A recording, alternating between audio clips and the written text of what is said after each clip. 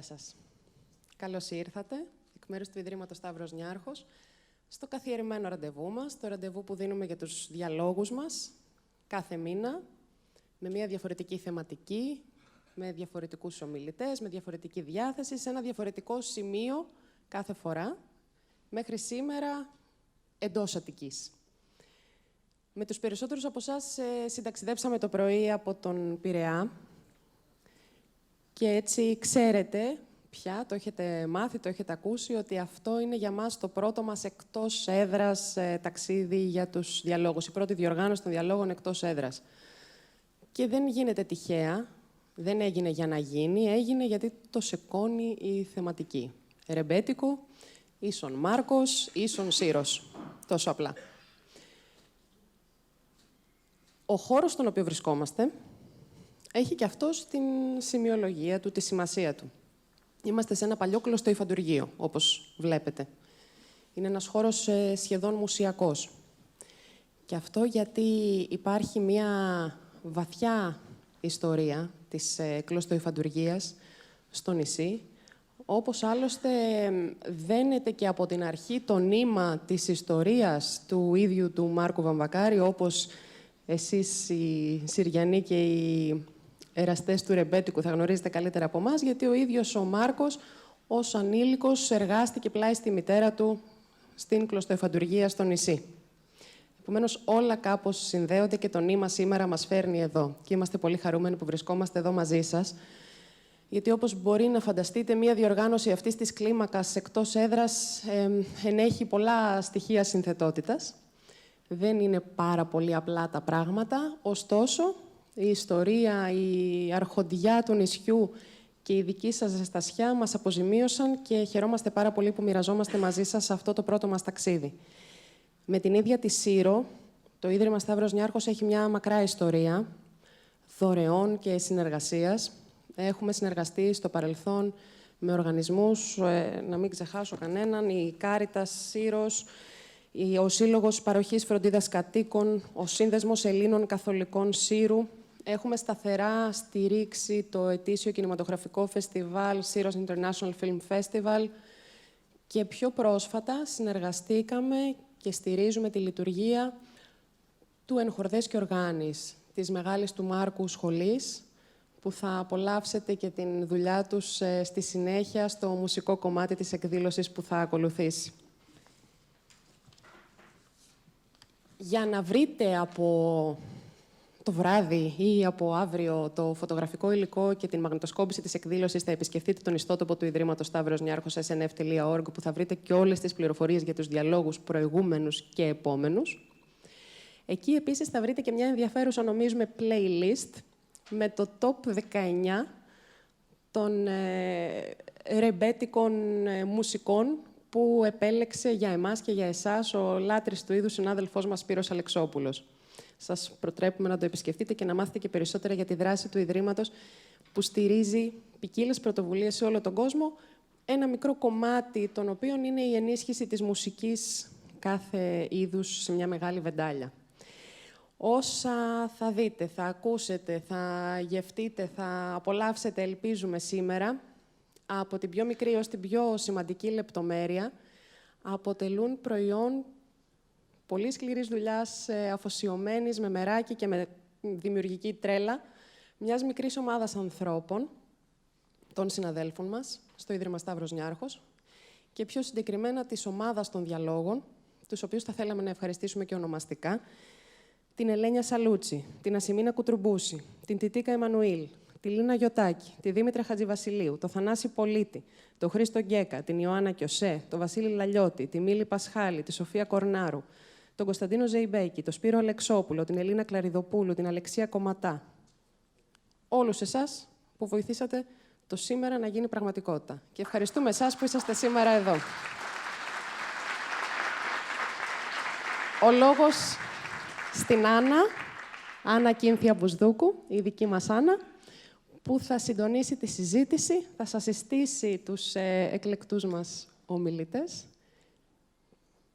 και θα δώσει και πάσα να αρχίσει ο διάλογος με εσάς. Ευχαριστούμε πολύ.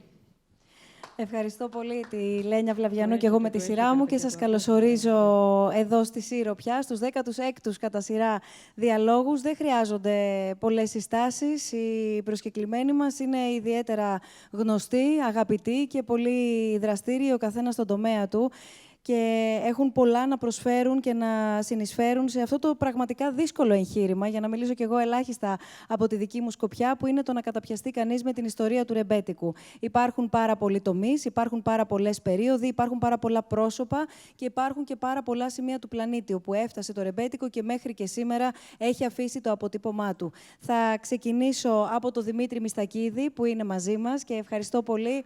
Δημήτρη, σε ευχαριστώ πολύ και προσωπικά που είσαι μαζί μας σήμερα, γιατί τόσο εσύ όσο και ο Γιώργος Κοκόνης με έχετε βοηθήσει και εμένα στο να μπορέσουμε σήμερα να κάνουμε μία συζήτηση, μία αναδρομή στο παρελθόν, να δούμε και να σταθούμε εκεί όπου και ο χρόνος μας επιτρέπει, γιατί έχουμε κάτι λιγότερο από 2 ώρες για να κάνουμε αυτό το πάρα πολύ ωραίο ταξίδι, στο κατά τα άλλα ωραίο ταξίδι στη Σύρο που κάναμε, και είναι η πρώτη φορά, όπως αναφέρθηκε και από τη Λένια, που οι διάλογοι ταξιδεύουν. Ήταν πολύτιμη και η βοήθειά σας, λοιπόν, μέχρι να φτάσουμε εδώ και να ανοίξουμε αυτή τη συζήτηση.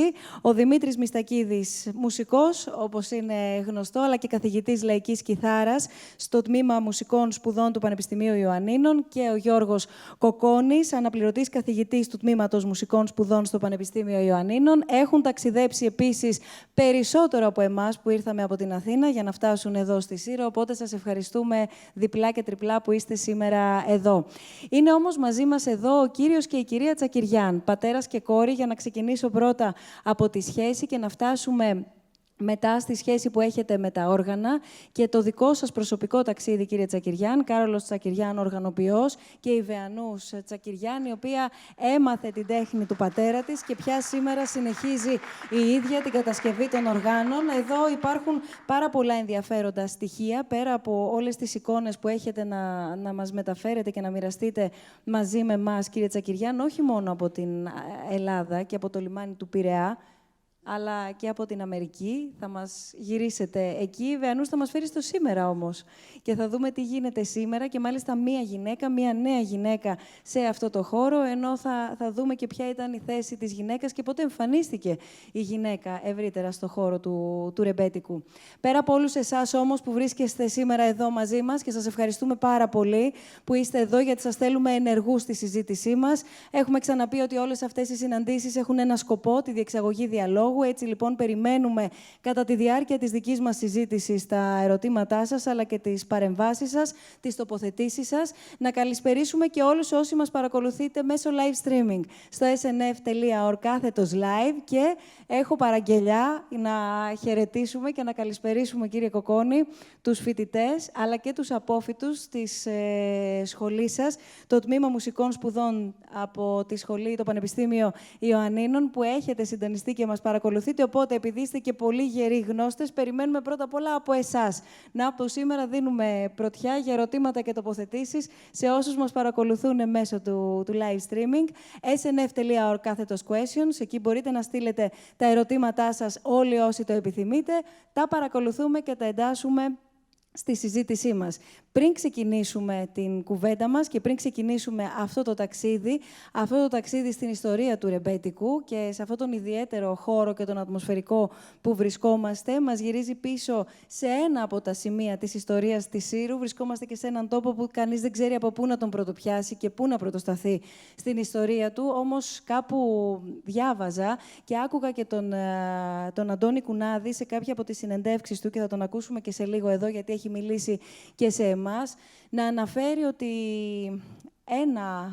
μία πολύ μικρή και σε πάρα πολύ μικρή ηλικία περίοδο της ζωής του, ο Μάρκος Βαμβακάρης είχε περάσει σε εργοστάσιο κλωστοϊφαντουργίας δίπλα στη μητέρα του, η οποία εργαζόταν σε αυτό το χώρο για πάρα πολύ λίγο, και ξαναλέω σε πάρα πολύ μικρή ηλικία. Να που τελικά, λοιπόν, αν ψάξει κανείς, θα δει πώς κάποια πολύ μικρά σημεία ενώνονται και σιγά σιγά φτάνουμε στη μεγαλύτερη εικόνα και φτάνουμε στο σήμερα. Προτείνω να ξεκινήσουμε με τον ερευνητή και συλλέκτη, πολύ συλλέκτη θα έλεγα, του ρεμπέτικου, τον Αντώνη Κουνάδη, που μας έχει μιλήσει, και αμέσως μετά να ανοίξουμε την κουβέντα μας.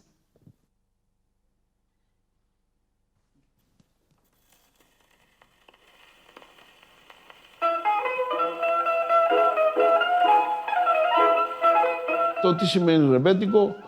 Είναι ακριβώς αυτό που λέμε τραγούδια αυτών που μπορεί να γυρίζουν ασκόπως ή να ονειρεύονται ή να ρέμπονται, σύμφωνα με την αρχαία ελληνική λέξη. Είναι πολύ ωραία τραγούδια γραμμένα από νέους.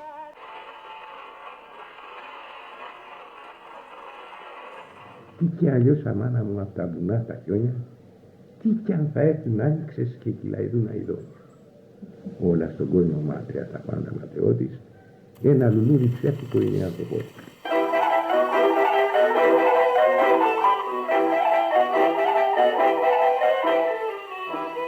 Το αρχείο το οποίο έχουμε φτιάξει περιλαμβάνει μερικά πράγματα πολύ ενδιαφέροντα. Το πρώτο σε σπουδαιότητα για μένα είναι οι αφηγήσεις των δημιουργών, των παλιών δημιουργών του ρεμπέτικου.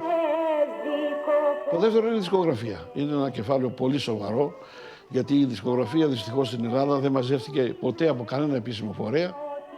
Συνεχεία, αυτό που είχε ενδιαφέρον να μαζέψουμε τα όργανα. Μετά ψάξαμε να βρούμε με τι παίζονταν τα τραγούδια αυτά. Τι είναι αυτά τα μηχανήματα? Τα γραμμόφωνα. Υπάρχουν γύρω στις 8 με 10.000 δίσκοι, γιατί και τα διπλά τριπλά που έχουμε, κάπου εκεί κινούνται. Οφείλω να σας πω, δεν έχω ακούσει εγώ όλους τους δίσκους που έχω, θα προλάβω. Αλλά ακόμα ψάχνουμε, παρόλα τα 50 και πάνω χρόνια που ασχολούμαστε, βλέπουμε ότι έχουμε κενά. Αν ας πούμε δεχθούμε ότι είναι περίπου γύρω στις 20.000 οι δίσκοι των μεταθροφών που να συμμετέχουν Έλληνες, εμείς έχουμε περίπου το 50%. Στα ρεμπέτικα βέβαια έχουμε το μεγάλο ποσοστό, πάνω από 80%, στα δημοτικά 50% και στα υπόλοιπα κάπως λιγότερο. Αλλά αυτή η προσπάθεια συνεχίζεται. Για μας έχει μια ενότητα πια. Αυτό το πείραμα εντός εισαγωγικών με την καλή έννοια που κάνουμε το τελευταίο χρόνο σε συνεργασία με τον Ιάρχο είναι ότι πρέπει να κατανοήσουμε ότι δεν μπορούμε να διαχωρίσουμε εύκολα το συμβάν που λέγεται τραγούδια και μουσικές των Ελλήνων. Το ρεμπέτικο είναι ένα δημιούργημα ελληνικών πληθυσμών των μεγάλων πόλεων της Οθωμανικής Αυτοκρατορίας, κυρίως της Σμύρνης και της Κωνσταντινούπολης, όπου οι πληθυσμοί αυτοί ελληνικοί σε συνεργασία και σε συμβίωση με τους υπολείπους λαούς, τις μειονότητες που υπάρχουν στις πόλεις αυτές, δημιουργεί αυτό το είδος.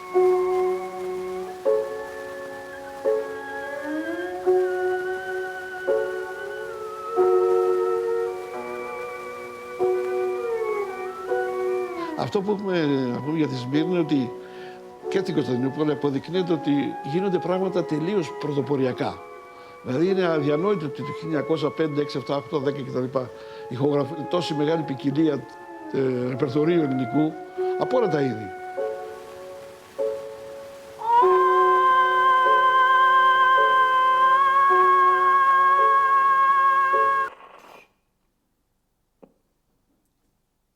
Αυτά στη Σμύρνη των αρχών του αιώνα γίνονται πια τραγούδια στη δισκογραφία και περνάνε μέσα από τη δισκογραφία και στην Ελλάδα. Αλλά οι βασικές ηχογραφίες στην Αθήνα αρχίζουν μετά 22. Οι δύο αριθμοί που υπάρχουν σε κάθε δίσκο είναι ο αριθμός σειράς και ο αριθμός μήτρας. Ο αριθμός μήτρας που είναι χαραγμένος επάνω στο δίσκο έχει ένα κωδικό, ας πούμε, αριθμητικό και έχει ένα νούμερο λατινικό, 1, 2 ή 3, που δείχνει ποια ήταν επιτυχής ηχογράφηση. Στο 95% των δίσκων είναι 1, δηλαδή οι ηχογραφήσεις αυτές γίνανε με την πρώτη και έξω, χωρίς να υπάρχει παρέμβαση άλλου τύπου, όπως είναι σήμερα οι κονσόλες και όλα αυτά. Πολλά τραγούδια δεν γράφουν μέσα στην ετικέτα του δίσκου, τουλάχιστον μέχρι το 1930 στην Ελλάδα. Από εκεί μετά αρχίζει η καταγραφή πλήρης και έχουμε στα αρχεία της ΑΕΠ υπάρχουν με μεγάλη πληρότητα τα δικαιώματα των δημιουργών αυτών. Ξεκινάει, ας πούμε, η μεγάλη φυγή. Μεγάλη φυγή στις ΗΠΑ. Μετά από τη μεγάλη κρίση του 1893, προφανώς φεύγουν και οι μουσικοί. Και φεύγουν σπουδαίοι μουσικοί. Ο Κατσαρός Ζωουχάρη είναι από την Αμοργό. Αλλά στην Αμερική, ένα ωραίο που μου είχε πει ήταν ότι όταν κάναμε περιοδίες που κρατάγανε μήνες, φορτώναμε τα αυτοκίνητα, τα όργανά μας και φεύγαμε. Και λέγανε, πού πάμε, ας πούμε, πάμε σε αυτή την πολιτεία. Τι έχει εκεί πέρα, κριτικούς. Ενώ παίζαν τα κριτικά για τους κριτικούς ή τους Πελοποννήσιους, αυτό που τους έρενε όλους, ο ενωτικός εκρήκος ήταν τα ρεμπέτικα. Σε μια μικρή ηλικία, ήμουν 21 ετών, ο νέαρχος ήταν 20, πήραμε ένα μαγνητόφωνο και πάμε να βρούμε ένα πρόσωπο που και εμείς δεν ξέραμε τι είναι. Και βλέπουμε ένα αγαθό, καλόκροτο άνθρωπο, μας υποδέχεται σαν να είμαστε παιδιά του. Και λέμε, αυτός είναι ο μεγάλος εγκληματίας, ο Μάρκος, το πιο ιερό πρόσωπο. Ο Βαβακάρης από την πρώτη στιγμή δεν έκρυψε τίποτα από τη ζωή του. Δεν ήμουν τίποτα εγώ, λέει. Οι μεγάλοι στη θέατα ήταν ο Τούντας, ο Σκαρβέλης. Εμείς ακούμε τα ονόματα πρώτη φορά. Τι είναι ο Τούντας, τι είναι ο Σκαρβέλης, δεν υπάρχει τίποτα γραμμένο από τότε που πεθάρα στην κατοχή. Από εκεί μετά λέγαμε Τούντας να μαζέψουμε δίσκους του Τούντα, Σκαρβέλης να μαζέψουμε του Σκαρβέλη. Ο Μάρκος είναι για μένα στο ιερολόγιο πρέπει να μπει, του ελληνικού πολιτισμού. Δεν έγραψε τίποτα παραπάνω από τη ζωή του. Η ζωή του, μόνο που η ζωή του Μάρκου ήταν η ζωή εκατομμυρίων ανθρώπων. Το ρεμπέτικο μπήκε μέσα στο Χαδοδάκι, μπήκε μέσα στο Χατζηδάκι, μπήκε μέσα στους καινούργιους. Επιβιώνει μέσα από όλους τους νέους δημιουργούς. Όταν επί 100 χρόνια το κυνηγάνε, το κυνηγάνε και όσο τρέχουν κουράζονται οι άλλοι, το ρεμπέτικο σήμερα μπροστά μας.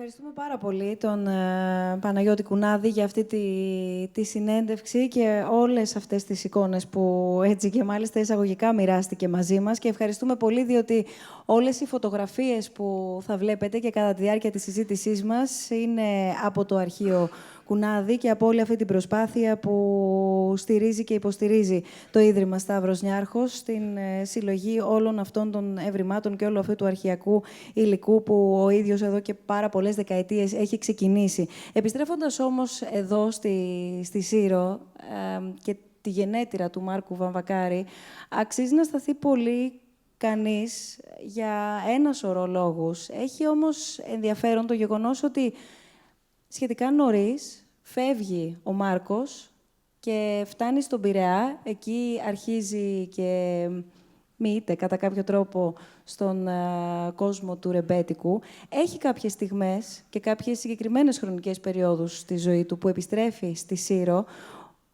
Ωστόσο, στον Πειραιά που έχει περάσει το μεγαλύτερό του κομμάτι, δεν αφιερώνει ούτε ένα του τραγούδι, σωστά? Εγώ να μιλήσω. Ωραία. Καλησπέρα και από μένα. Θα ήθελα, αλλά θα το κάνω αργότερα, να πω δύο λόγια για τον Παναγιώτη Κουνάδη. Ας μείνω στην ερώτηση για να μην χάνουμε το νήμα. Ξέρετε, το θέμα είναι ότι ο χρόνος είναι κάτι πολύ σχετικό. Δηλαδή, κάποιος μπορεί... Έχει υποθεί αυτό για το Ροσίνι και για το Μότσαρτ, ότι ο Μότσαρτ ζήτησε πάρα πολύ λίγο και ο Ροσίνι πάρα πολύ. Γιατί ο Ροσίνι από τα 40 του και μετά δεν ξανάγραψε μουσική, έκανε μακαρονάδες.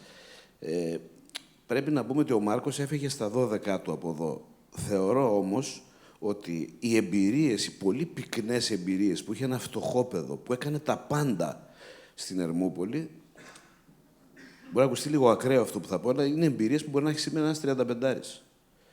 Δηλαδή, και το βλέπουμε αυτό στις λιγοστές, είναι αλήθεια, άμεσες, αλλά στις πάρα πολλές έμεσες αναφορές που έχει μετά στο έργο του. Δηλαδή, θέλω να πω ότι τον στιγμάτισε πάρα πολύ η Ερμούπολη και κυρίως για αυτό που έκανε μετά, γιατί μην ξεχνάμε ότι η Ερμούπολη, μιας και όπως είπε και ο Παναγιώτης Κουνάδης, το ρεμπέτικο εντάσσεται στο αστικό λαϊκό γενικότερα, θα λέγαμε ότι είναι ο πυρήνας του, ίσως το πιο συκοφαντημένο μάλλον είδος του αστικού λαϊκού, και μην ξεχνάμε ότι η Ερμούπολη ήταν ένα αστικό κέντρο.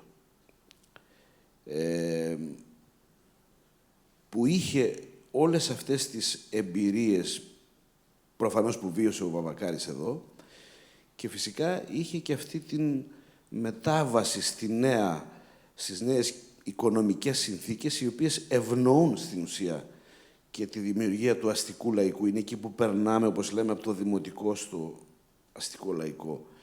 Θα τα πούμε μετά αυτά, αλλά νομίζω ότι τον είχε στιγματίσει, γιατί ήταν πολύ πυκνές εμπειρίες. Θα πω 2-3 παραδείγματα. Η πρώτη του εμπειρία νομίζω είναι ότι ενώ ο Μάρκος ξεκινάει μάλλον λίγο ανώρεχτα να συνοδεύει τον πατέρα του και το θείο του στο όργανο που στην ουσία εκπροσωπεί τις Κυκλάδες, που είναι η τσαμπούνα, υπάρχει και μια μεγάλη κινητικότητα σήμερα από νέα παιδιά που ασχολούνται, παίζοντας τουμπί, δηλαδή το μικρό νταουλάκι, το μικρό κρουστό που συνοδεύει την γκάιντα, πολύ γρήγορα όταν αρχίζει να αλυτεύει στην ουσία κάτω, όχι στην πάνω σειρά, έρχεται σε επαφή και με τους ανθρώπους οι οποίοι παίζουν μία σειρά από όργανα. Τσιγούρια, γόνατα, ταμπουράδες, σιζάζια και βέβαια κάπου εκεί ακούει, συναντάει και κάποιους ανθρώπους που παίζουν μπουζούκι. Προφανώς προσπαθεί να κλέψει, όπως λέμε, γιατί αυτή είναι η διαδικασία της μαθητείας στις λαϊκές μουσικές από αυτούς, και είναι φοβερό ότι επανέρχεται στην αυτοβιογραφία του πολλές φορές στον Νίκο Αϊβαλιώτη. Βέβαια, έναν άνθρωπο, όπως λέει και ο ίδιος ο Μάρκος, εγκλημάτισε, πέρασε πολλά χρόνια στη φυλακή και φαίνεται ότι ήδη από την Ερμούπολη έχει στο μυαλό του το μπουζούκι. Αυτό το όργανο, το οποίο θα λέγαμε, μέσα από το οποίο φαντάζεται κάποια στιγμή και καταφέρνει να πει τις ιστορίες του τραγουδιστά. Ένα δεύτερο που έχει πάρα πολύ ενδιαφέρον και δεν είναι και τόσο γνωστό, είναι ότι ο Μάρκος κάποια στιγμή εδώ, μέσα στις δουλειές αυτές του ποδαριού, τις πολλές που κάνει, είναι ότι βοηθάει και ανθρώπους οι οποίοι γυρνούν στις γειτονιές με λατέρνες. Και όπως λέει ο ίδιος, εγώ τη μουσική δεν τη βίωσα απλά στη σειρά, την κουβάλισα στους ώμους μου. Και είναι ενδιαφέρον ότι ένα κομμάτι του πολύ αργότερα, μεταπολεμικό του 47, η Παιχνιδιάρα, βασίζεται ακριβώς σε μια παρτιτούρα, θα λέγαμε σήμερα, έτσι, στο μηχανισμό το κύριδο, αυτό που σταμπάραν τότε οι κατασκευαστές της λατέρνας, ενός χασάπικου από την πόλη. Όλη η μελωδία είναι πάνω σε αυτό το χασάπικο που είναι ηχογραφημένο το 2013. Δηλαδή, η ζωή του, και εντάξει, ολονών μας οι ζωές της παιδικής ηλικίας, ειδικά όταν είναι έντονες, νομίζω ότι μας στιγματίζουν μια ζωή. Δηλαδή, μπορεί να τα έκανε όλα στον Πειραιά, αλλά προφανώς η σειρά ήταν στο μυαλό του. Για την ώρα. Παρεμβαίνω. Διάλογο είπαμε. Καλησπέρα και από μένα σε όλους. Και προφανώς, αν το κοιτάξουμε ιστορικά, είχε βιώσει εδώ πέρα από την παραδοσιακή μουσική, τις τσαμπούνες, το τυμπάκι που έπαιζε αυτός, αλλά και τις λατέρνες μουσική από αυτή την πόλη. Προφανώς είχε βιώσει και αυτό που πια θεωρούμε πρώιμο ρεμπέτικο, τα μουρμούρικα και όλα αυτά, γιατί μην ξεχνάμε ότι η πρώτη ηχογράφηση που υπάρχει ιστορικά και έχει γίνει στο Γκέρλιτς από Έλληνες εχμαλώτους εκεί σε ένα στρατόπεδο, υπάρχει μια ηχογράφηση, μία από τις 3 που έχουν βρει ηχογραφήσεις με μπουζούκι, που παίζει ένας Συριανός και παίζει το «Χείρα να αλλάξεις όνομα», γιατί δεν μας το λες όλα αυτά τα δύστιχα, τα σκόρπια που τα ταιριάζανε και φτιάχνανε τα τραγούδια στην πρώιμη περίοδο του ρεμπέτικου, προφανώς το έχει βιώσει, γιατί αυτό το πράγμα έχει ηχογραφηθεί. Ξέρουμε ότι υπάρχει ήδη χρονικά αυτό το ιδίωμα στη Σύρο. Οπότε ο Μάρκος το κουβαλούσε μαζί του πηγαίνοντας στον Πειραιά. Δεν το βρήκε εκεί. Εκεί απλά το ανέπτυξε. Αν προσπαθούσε κανείς να τακτοποιήσει λίγο χρονικά τώρα, το πότε εμφανίζεται, πού και από ποιους γεννιέται το ρεμπέτικο, πώς θα μπορούσε να προσδιοριστεί ο τόπος, ο χρόνος και οι άνθρωποι. Ωραία. Ας κάνουμε μια επικαιροποίηση λίγο των πραγμάτων, γιατί γι' αυτό είμαστε εδώ. Η αλήθεια είναι ότι πριν από 20-25 χρόνια θα μπορούσε κανείς να απαντήσει πολύ εύκολα σε αυτό. Και θα μπορούσε πολύ εύκολα να παγιδευτεί προφανώς. Γιατί μιλάμε σήμερα εδώ, στην Ερμούπολη, για, όπως είπα και πριν, είμαστε το 2019, πρέπει να τα λέμε τα πράγματα, για μια πολύ συκοφαντημένη μουσική. Υπονομευμένη, απαγορευμένη. Θα έρθουμε ξανά σε αυτό.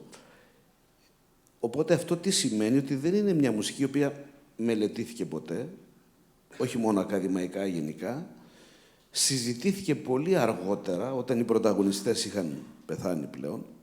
Μην ξεχνάμε ότι το βιβλίο που βοηθάει στην ουσία να συνειδητοποιήσουμε τον όρο ρεμπέτικο είναι του Ηλία Πετρόπουλου το 1968, το οποίο κιόλας λόγω Χούντας κάηκε αμέσως, που σημαίνει ότι μέχρι τότε υπήρχαν και πολλά συνώνυμα. Οπότε θα έλεγα ότι είναι δύσκολη η απάντηση να πούμε πότε γεννιέται το ρεμπέτικο. Και επίσης για μένα είναι πάρα πολύ δύσκολο να πούμε τι ακριβώς είναι το ρεμπέτικο. Νομίζω ότι υπάρχουν πάρα πολλές εστίες με τελείως διαφορετικές εκφράσεις. Δηλαδή, από τη δικιά μου έρευνα, ας πούμε, και από έρευνα κι άλλων, όσο και αν φανεί περίεργο, στα χρόνια του Αλή Πασά και κυρίως μετά, υπάρχει στην πόλη των Ιαννίνων ένα αστικοποιημένο δημοτικό, το οποίο έχει πάρα πολλά χαρακτηριστικά σε κάποια σημεία, όχι μουσικά, μην πάει το μυαλό μας εκεί, κυρίως όμως στιχουργικά, σε σχέση με το ρεμπέτικο. Πολύ κοντινά. Στη Σμύρνη έγινε αυτό, στο Ηράκλειο έγινε αυτό, σε πάρα πολλές πόλεις οι οποίες είχαν μια οικονομική ανάπτυξη. Τώρα, εάν πρέπει να περιοδολογήσουμε λοιπόν το ρεμπέτικο, πρέπει στην ουσία να βάλουμε σε μια τάξη λίγο τα χαρακτηριστικά κάθε εποχής, κάθε περίοδου, για να δούμε, να φωτιστούμε λίγο παραπάνω. Αλλά θέλω να πω ότι σήμερα πλέον, γι' αυτό μίλησα για επικαιροποίηση, κυρίως λόγω του ότι το αντικείμενο έχει πλέον ενταχθεί στις ακαδημαϊκές σπουδές, υπάρχουν νέοι άνθρωποι που κάνουν καινούργιες και πρωτότυπες έρευνες, έχουμε πολύ περισσότερη γνώση για να πούμε, και αυτή η πολλή γνώση μας δυσκολεύει λίγο στο να το προσδιορίσουμε επακριβώς. Όπως είναι πολύ δύσκολο να πούμε ακριβώς σήμερα τι είναι η jazz. Είναι περίπου παράλληλη ιστορία. Έχει πολλές περιόδους με εξελίξεις και προφανώς με τελείως διαφορετικές εκφράσεις. Μπορούμε να σταθούμε στο ρόλο και στον τρόπο που το μετέδωσαν, το διέδωσαν και το ταξίδεψαν ουσιαστικά οι πρόσφυγες. Ναι, να πω εγώ κάτι σε αυτό. Στην ουσία εδώ πρόκειται για μια μορφή αντιδανείων συνεχόμενων μεταξύ της χώρας, της Ελλάδας ας πούμε, και του προσφυγικού ρεύματος. Τι εννοώ, δηλαδή οι Έλληνες τα πρώτα ρεύματα που φύγαν στις Ηνωμένες Πολιτείες, φεύγοντας από εδώ, προσπάθησαν στην καινούργια χώρα και με όλο αυτό που βίαισαν οι Έλληνες μετανάστες εκεί, που δεν ήταν και οι καλύτερες συνθήκες. Ένα παράδειγμα, ας πούμε, η Ku Klux Klan δεν τους θεωρούσε λευκοί φίλοι. Τους κυνηγούσε. Τέλος πάντων, βίωσαν πολύ άσχημες συνθήκες, ειδικά τα πρώτα ρεύματα των μεταναστών εκεί. Το μόνο πράγμα που τους ένωνε και τους έδινε μια ταυτότητα εκεί που κινδυνεύαν να χάσουν τα πάντα ήταν η μουσική. Φεύγοντας λοιπόν από εδώ, κουβάλισαν αυτές τις μουσικές που είχαν σαν προφορική παράδοση, βρήκαν όμως εκεί ένα πανέτοιμο αγοραστικό κοινό, που ήταν οι Έλληνες μετανάστες εκεί, βρήκαν έτοιμες εταιρείες παραγωγής δίσκων, οπότε με όποιο τρόπο μπορούσαν και ό,τι συνθήκες βρήκαν, αρχίσαν να ηχογραφούν προκειμένου να πουλήσουν και προκειμένου να ακούσουν μουσική οι Έλληνες μετανάστες εκεί, ό,τι προφορικά είχαν πάει προς τα εκεί. Γι' αυτό βλέπουμε πάρα πολλά κομμάτια που εδώ στη συνέχεια ηχογραφήθηκαν με άλλη μορφή, να έχουν ήδη ηχογραφηθεί στην Αμερική με μια άλλη μορφή, να τα έχουμε εισάγει εμείς σαν δίσκους από την Αμερική και να τα ξανακούμε με άλλη μορφή και να γίνεται ένας κύκλος ουσιαστικά αντιδανείων από τη μια εποχή στην άλλη, που στην ουσία πυροδότησε και την έναρξη του ρεμπέτικου όπως το ξέρουμε κλασικά πια εδώ. Δηλαδή οι ηχογραφίες που μας έφταναν στην Αμερική ακούστηκαν από τους πρώτους δημιουργούς που τους έδωσε το έναυσμα, μπορούμε να τα πούμε και στη συνέχεια αυτά, βλέποντας ότι έχει ανταπόκριση και εμπορικό ενδιαφέρον, γιατί μην ξεχνάμε ότι πέρα από όλα τα πράγματα που έχει η μουσική, είναι και ένα προϊόν. Η μουσική πωλείται, πάντα πουλιόταν και πάντα θα πουλιέται. Είναι πολύ σημαντικός παράγοντας αυτός και για την ανάπτυξή της. Δεν είναι κακό. Ένα προϊόν δεν είναι πάντα κακό. Μπορεί να είναι ένα προϊόν πάρα πολύ καλό. Και το χάνεις απλά στην προϊόν είναι, αλλά σταματάει το αίμα. Πώς το προωθείς, νομίζω, ναι, κάνει τη διαφορά. Άρα οι πρόσφυγες και ειδικά οι μετανάστες στην Αμερική παίξαν πολύ μεγάλο ρόλο και στην έναρξη της δισκογραφίας εδώ. Ήταν το case study στην ουσία των δισκογραφικών για να έρθουν εδώ και να ξεκινήσουν όλη αυτή τη μεγάλη παραγωγή. Κύριε Τσακυριάν, μία εικόνα θέλετε να μας μεταφέρετε από την Αμερική και να μας πείτε ποια χρόνια βέβαια εσείς βρεθήκατε εκεί. Ναι, καλησπέρα. Στην Αμερική πήγα το 1977 και έζησα εκεί περίπου 17 χρόνια, μέχρι το 1993 που επέστρεψα στην Αθήνα. Πρόλαβα πολλά από τα... Πρόλαβα πολλά από αυτά τα μαγαζιά στο 8th Avenue που λειτουργούσαν τότε και έζησα αυτό το κλίμα, ας πούμε, που υπήρχε με την ελληνική λαϊκή μουσική στο 8th Avenue, που το λέγανε και Greek Town, άλλωστε. Τα χρόνια που ζήσα εκεί πέρα γνώρισα διάφορους σπουδαίους μουσικούς, όπως ο Γιάννης ο Ταλασσόπουλος, ο Γιώργος ο Τσιμπίδης, ο Αργύρης ο Παμακάρης και άλλοι πολλοί. Ο Σπόρος, ο Λομονόπουλος. Όλοι αυτοί με το παίξιμό τους, γιατί αυτοί ήταν όλοι μεγάλοι δεξιοτέχνες, θεωρώ ότι βοηθήσανε πάρα πολύ στην μεγάλη απήχηση που είχε τα χρόνια εκείνα, τουλάχιστον στη Νέα Υόρκη, η ελληνική λαϊκή μουσική. Λίγο πιο κοντά το μικρόφωνο. Ναι. Θέλετε να σας βοηθήσω εγώ? Δεν θέλω να έχετε άγχος.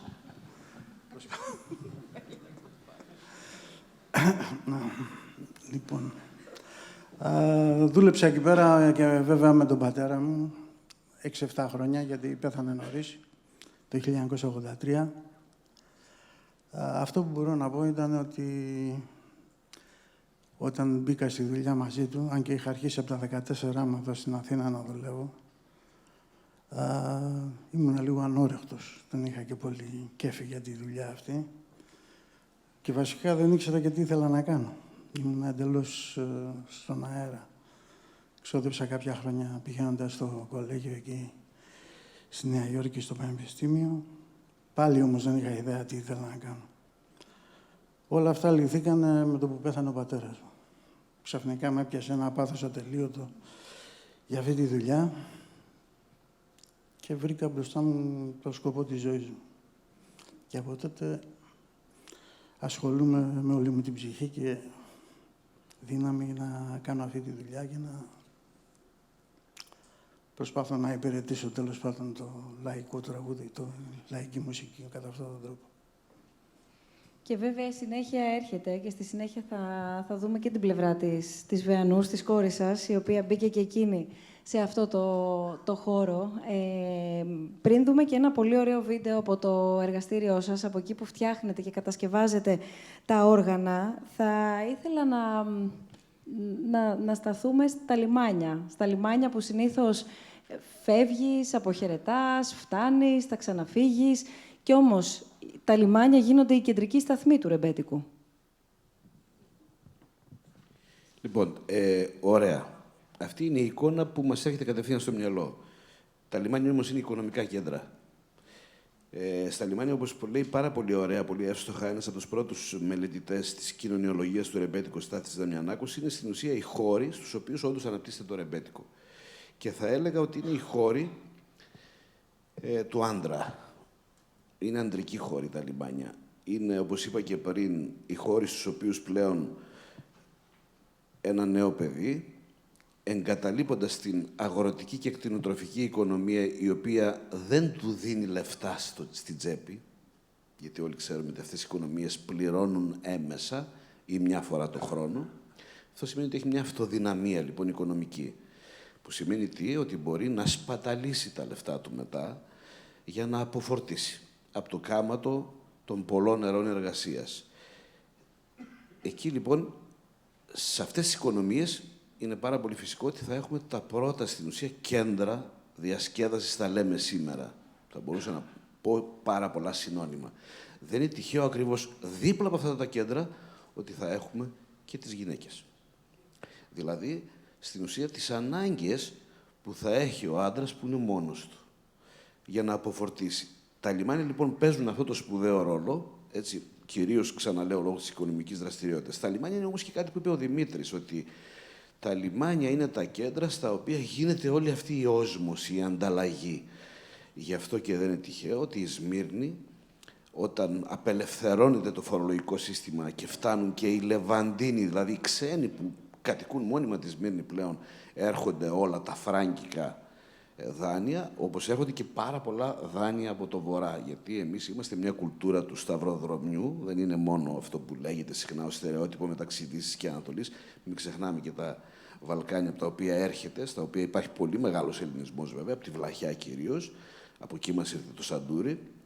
και πιθανά και ο πρώτος μεγάλος βιολιστής που συνέθεσε μάλλον το μινόρε που ακούσαμε πιο πριν, ο Γιωβανίκας. Οπότε τα λιμάνια θα λέγαμε ότι είναι το πρώτο κύτταρο της αστικής λαϊκής μουσικής. Σε αυτά τα λιμάνια λοιπόν αρχίζει από κάποια στιγμή και μετά να υπάρχει και ο κόσμος της παραβατικότητας, όπως λέμε, που νομίζω ότι πιο πολύ το ρεμπέτικο το έχουμε συνειδητοποιήσει να το έχουμε ταυτισμένο με αυτό τον κόσμο. Ένας κόσμος ο οποίος ζει μεταξύ, θα λέγαμε, νόμου και παρανομίας, γι' αυτό λέω παραβατικότητας, και έχει πάρα πολύ μεγάλο ενδιαφέρον πώς αυτός ο κόσμος στην ουσία εκφράζεται ποιητικά, με την έννοια της δημιουργικότητας το λέω, τόσο στο κείμενο όσο και στη μουσική. Τώρα, αυτόν τον κόσμο πρέπει λίγο να τον διαχωρίσουμε με τον κόσμο των μεγάλων αστικών κέντρων και λιμανιών της Οθωμανικής Αυτοκρατορίας, όπως είναι η Κωνσταντινούπολη, η Σμύρνη, η Θεσσαλονίκη, το Κάιρο, η Αλεξάνδρεια, πολύ πριν την Αθήνα και τον Πειραιά, όπου εκεί ο μουσικός αποκτάει πολύ πιο νωρίς, λόγω ακριβώς οικονομικής ανάπτυξης, μια συνείδηση επαγγελματία μουσικού. Δεν έχουμε ακριβώς το ίδιο πράγμα στον Πειραιά με τον Μάρκο. Αυτή είναι μια πρώτη μεγάλη αλλαγή.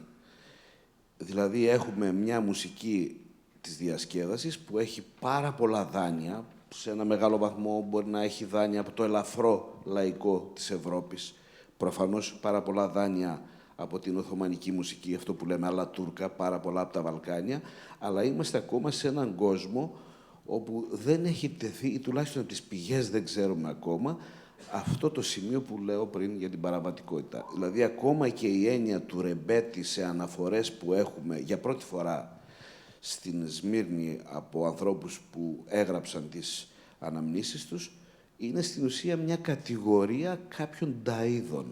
Δεν έχουμε όμως ακόμα αιχμηρές αναφορές. Και δεν είναι τυχαίο βέβαια ότι το 1912 κυκλοφορεί ο δίσκος που λέγεται «Απονιά», όπου στο χαρακτηρισμό σε παρένθεση που συνήθως βάζαμε τον είδος του χορού, αναφέρεται η λέξη «ρεμπέτικο».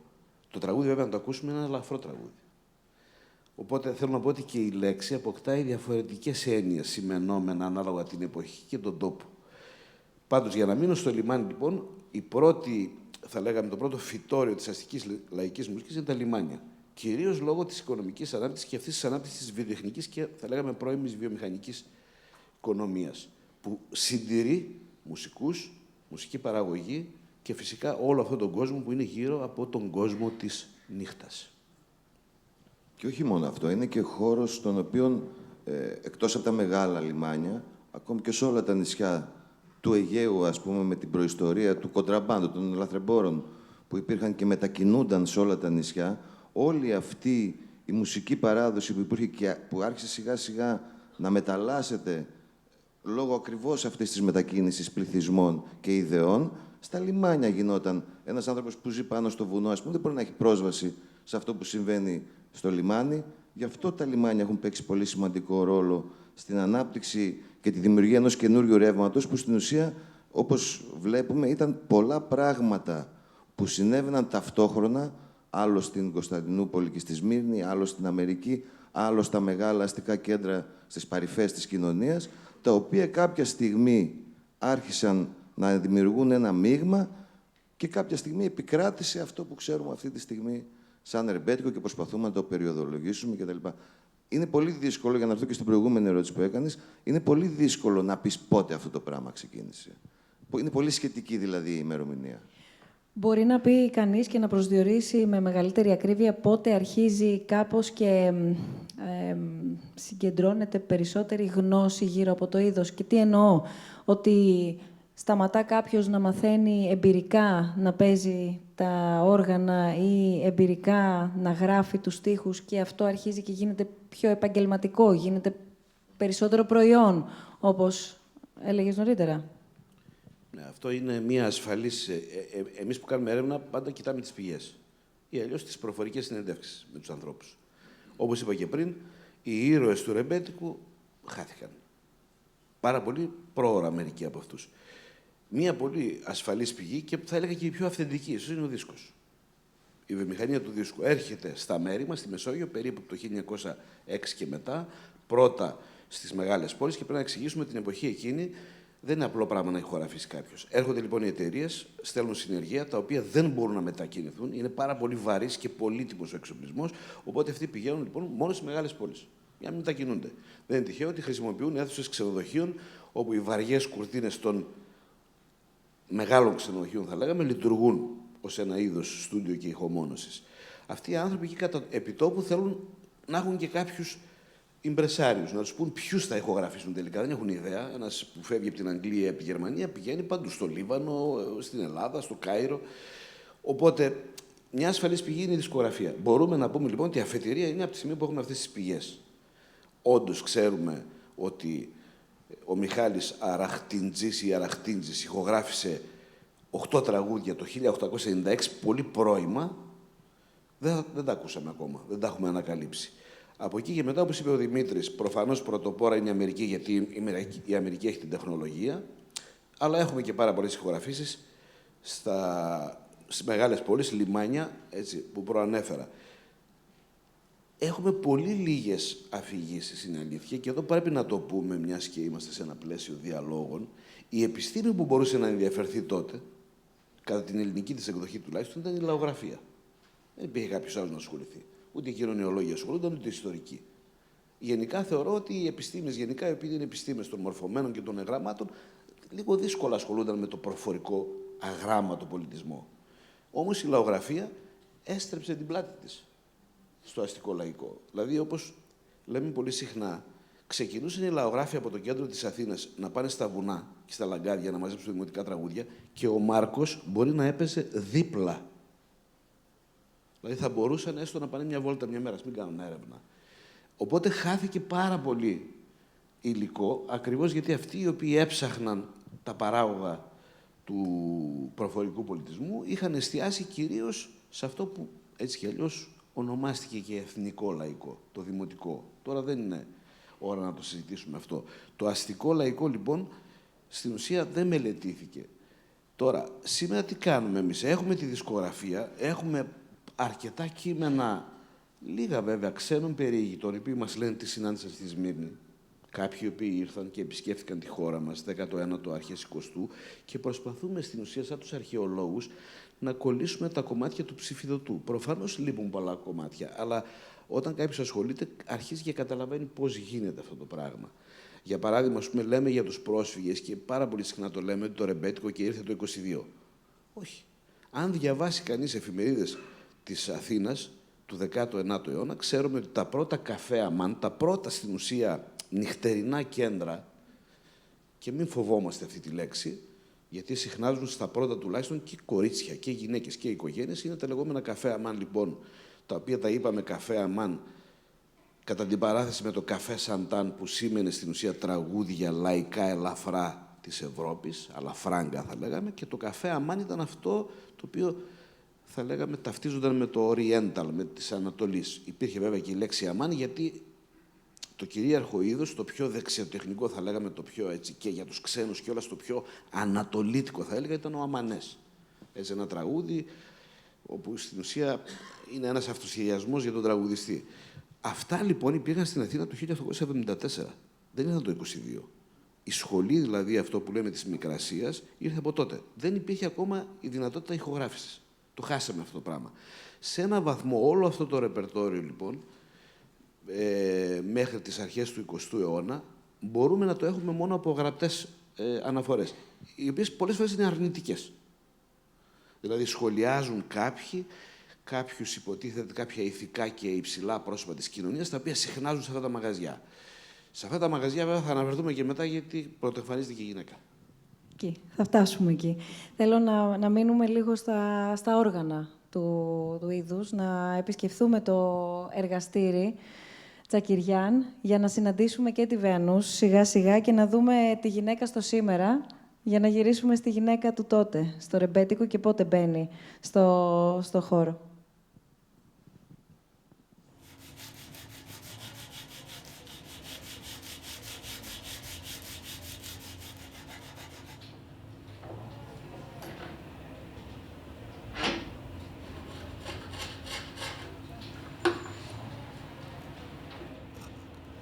είναι η κατασκευή μία ιεροτελεστή, γιατί τα στάδια της είναι πολύ ιδιαίτερα. Ξεκινάς μόνο από το σκάφος, που έχεις μόνο αυτό το κομμάτι, που κάποια στιγμή θα γίνει όργανο με χορδές και θα βγάζει ήχο.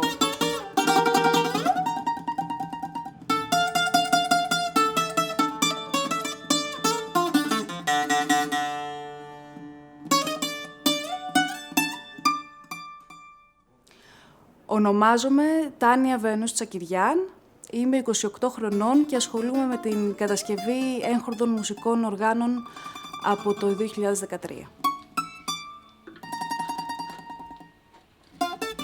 Το ρεμπέτικο τότε ήταν μια ανάγκη έκφρασης, η οποία είχε έναν καημό μέσα. Ήταν ένα βίωμα, ήταν εντελώς μια βιωματική κατάσταση, η οποία εκφράζεται κατ' εμέ και μέσα από τη μουσική και μέσα από τους στίχους και μέσα από τους ανθρώπους που το έχουν υπηρετήσει και μέσα από τα όργανα επίσης.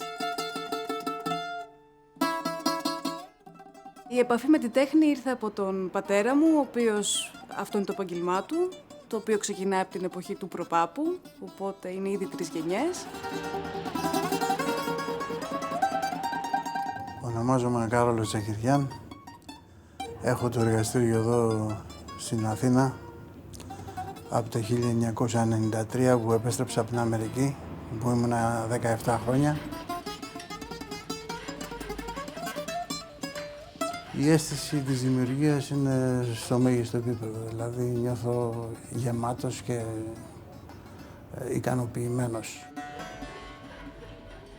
Όταν η κόρη μου ζήτησε να μπει σε αυτή τη δουλειά και να μάθει πώς να κατασκευάζει όργανα, ήμουν λιγάκι επιφυλακτικός στην αρχή.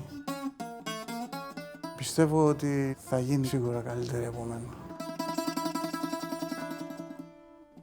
Σίγουρα υπάρχει μερίδα του κόσμου που μπορεί να θεωρεί ότι είναι μια δουλειά που μπορεί να μην είναι για γυναίκα, όπως υπάρχει κόσμο που πιστεύει ότι μια γυναίκα δεν μπορεί να παίζει μπουζούκι, ας πούμε. Αυτά υπάρχουν ακόμα.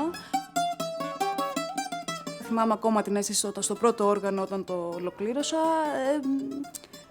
δάκρυσα, ας πούμε, γιατί λέω, και εγώ το έχω κάνει αυτό, δηλαδή αυτό το οποίο κάποιος παίζει και βγάζει ήχο ή θα ευχαριστηθεί, να το παίζει, να το ακούει.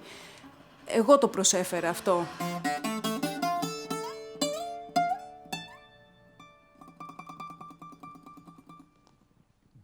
Πώς είναι λοιπόν μια γυναίκα? Μια γυναίκα που φτιάχνει όργανα, μια γυναίκα που φτιάχνει όργανα για συγκεκριμένα είδη μουσικής, για να περάσω μετά στο πώς είναι να είσαι μαζί με τον πατέρα σου και πώς αντιδράσατε κι εσείς, κύριε Τσακυριάν, στην αρχή. Καλησπέρα και από μένα. Η αλήθεια είναι ότι όταν πρωτοσκέφτηκα να ασχοληθώ με τη δουλειά, δεν είχα καθόλου στο μυαλό μου ότι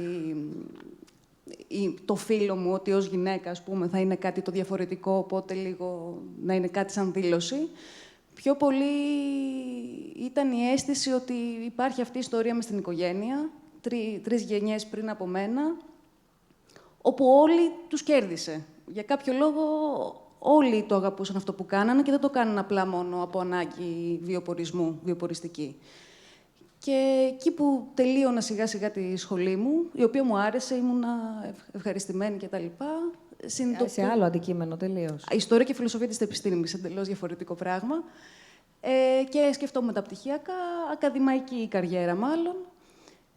Συνειδητοποιώ ότι έτσι και δεν δοκιμάσω αυτή την τέχνη, επειδή με ξέρω, σίγουρα μετά από 10 χρόνια θα ξυπνήσω και θα το μετανιώσω. Ότι μην το απορρίψω χωρίς να το έχω δει. Και εκεί σιγά-σιγά το 2013, αν και από τα 14 μου πήγαινα στο μαγαζί, μου είχε μάθει ο πατέρας μου να αλλάζω χορδές, κλειδιά, να κουρδίζω και τέτοια, άρχισα να μπαίνω δυναμικά μέσα στη δουλειά. Σιγά-σιγά να μαθαίνω, να μου δίνει πράγματα να κάνω. Και εκεί συνειδητοποιώ ότι μου αρέσει πάρα πολύ να δουλεύω με τα χέρια μου, να δημιουργώ κάτι και όχι απλά αυτό το πιο παθητικό που εμένα μου έβγαζε, ας πούμε, το γράψιμο και το διάβασμα και η έρευνα και όλο αυτό το ακαδημαϊκό σκέλος. Και εκεί άρχισα να συνειδητοποιώ ότι μάλλον προς τα δω είμαι τελικά. Και το κομμάτι, ας πούμε, του ότι είμαι γυναίκα ή τι αυτό μπορεί να σημαίνει στο χώρο που, εντάξει, δεν ήθελα ποτέ να φαίνεται ότι είναι κάτι το ιδιαίτερο, γιατί δεν είναι, είναι απλά ένα στερεότυπο και απλά τυχαίνει, επειδή υπάρχουν διαφορετικές κοινωνικές επιρροές σε κάθε περίοδο, αυτό παίζει ρόλο και με την ιστορία της οργανωπίας και τη θέση της γυναίκας μέσα σε αυτό. Κατά τα άλλα, δεν έχει να κάνει με τίποτα άλλο, ούτε με ικανότητες, ούτε με κάτι άλλο. Οπότε αυτό ήταν πάντα σε δεύτερη μοίρα στο μυαλό μου. Παρ' όλα αυτά το συνάντησες, το αντιμετώπισες, δηλαδή η δική σου προσέγγιση ήταν αυτή και είναι προφανές γιατί το ακολούθησες. Δηλαδή το υποστήριξες, θέλω να πω, έμπρακτα και χωρίς φλιαρίες και αναλύσεις. Αλλά η αντιμετώπιση ποια ήταν? Νομίζω ότι έχει να κάνει καταρχάς με την ηλικία των ανθρώπων που συναναστρεφόμουν. Σίγουρα υπήρχε μεγάλη επιφυλακτικότητα. Στην αρχή, όταν πρώτο έμαθαν ότι είμαι με τον πατέρα μου και μου μαθαίνει και όταν ξεκίνησα και έφτιαχνα και τα δικά μου όργανα, που είχα μπει δηλαδή περισσότερο μέσα σε αυτό. Τι όργανα φτιάχνεις? Προς το παρόν, δικά μου εντελώς μπουζούκια. Δεν έχω δοκιμάσει μόνη μου σε κάτι άλλο, αλλά βοηθάω τον πατέρα μου κιθάρες λαϊκές και κλασικές, μαντολίνα επίσης και διάφορα άλλα. Έχω βοηθήσει και φτιάχνουμε μαζί, αλλά εντελώς μόνη μου μπουζούκια ως τώρα. Ναι, κατά βάση επιφυλακτικότητα, ότι δεν ξέρω αν θα το συνέχιζα, ότι μπορεί να είναι απλά μια φάση μου, ότι εντάξει τώρα που να μπλέκει με στις σκόνες, διάφορα τέτοια, με τις σκόλες και τα πριονίσματα και όλα αυτά. Αυτό είναι το ένα κομμάτι που συνήθως το συναντούσα στις πιο μεγάλες ηλικίες, τους πιο παλιούς, που σίγουρα έχουν και στο μυαλό τους ότι οι άντρες ήταν πάντα ένας χώρος ανδροκρατούμενος, οι γυναίκες μπορεί να περνάγαν κανένα λούστρο και τέτοια. Και τώρα ξαφνικά παίρνουμε στο πιο πρακτικό μέρος. Οι πιο νέες γενιές, σίγουρα με μεγάλο ενθουσιασμό, ανεξαρτήτως φύλου κτλ., τους αρέσει πολύ, γιατί τους αρέσει πάρα πολύ η τέχνη ανεξάρτητα από το ποιος την κάνει, σαν τέχνη. Οπότε, γενικά, υπάρχει έτσι ένα πρόσφορο έδαφος και μια καλή ανταπόκριση. Τώρα, κάποιες αντιρρήσεις ή επιφυλάξεις ή λίγο θέμα εμπιστοσύνης, ότι κατά πόσο μπορεί το δικό μου χέρι να πιάνει, από ότι άμα ήμουν άντρας ή τι θέση θα είχα άμα ήμουν γιος του και όχι η κόρη του κτλ. Σίγουρα αυτά θα υπάρχουν αναπόφευκτα παντού. Η πρώτη γυναίκα σε όλες αυτές τις γενιές Ιβεανούς που ασχολείται με το χώρο? Όχι, νομίζω ότι τον αδερφό Απαρτιάνη, η αδερφή, δούλευε και αυτή, τους βοηθούσε στις κιθάρες, στην Οδό Ρετσίνα που είχαν το μαγαζί. Αλλά δεν ξέρω αν ποτέ κατασκεύαζε και όργανο από μόνη της. Από τη δική σας οικογένεια, λέω. Από τη δική σας παράδοση. Τη δική μας, ναι, είναι η πρώτη. Και φαίνεται να πηγαίνει καλά. στην αρχή θέλω να πάμε. Το ότι πάει καλά το βλέπουμε στην αρχή. Πάμε εκεί λίγο να δούμε. Όταν σας το είπε, όταν ήθελε να δοκιμάσει, γιατί τα ερεθίσματα και τις επιρροές τις είχε από μικρό παιδί δίπλα σε εσάς, δίπλα στον πατέρα. Όχι. Αλλά ήταν ένα σοκ για μένα. Δεν το περίμενα ποτέ ότι θα ασχοληθεί ή θα εκδηλώσει τέλος πάντων ενδιαφέρον να ασχοληθεί με την κατασκευή των μουσικών οργάνων. Στην αρχή μου έκανε κάποιες ερωτήσεις για τον παππού μου, για τον παππού της, για ποιοι μπαίνανε, ποιοι βγαίνανε στο μαγαζί κτλ. Αλλά μετά σε μια στιγμή μου είπε ξεκάθαρα ότι θέλει να δοκιμάσει να φτιάξει όργανα. Και την έβαλα στον πάγκο που λένε και έτσι για να δω πώς θα τα πάει, ας πούμε, πώς θα δουλέψει τα διάφορα εργαλεία, γιατί δεν είχε δουλέψει πριν καθόλου με τέτοιου είδους εργαλεία και τέτοια. Και έχει πολύ καλό χέρι. Έχει πολύ καλό αυτή. Έχει επιμονή και υπομονή.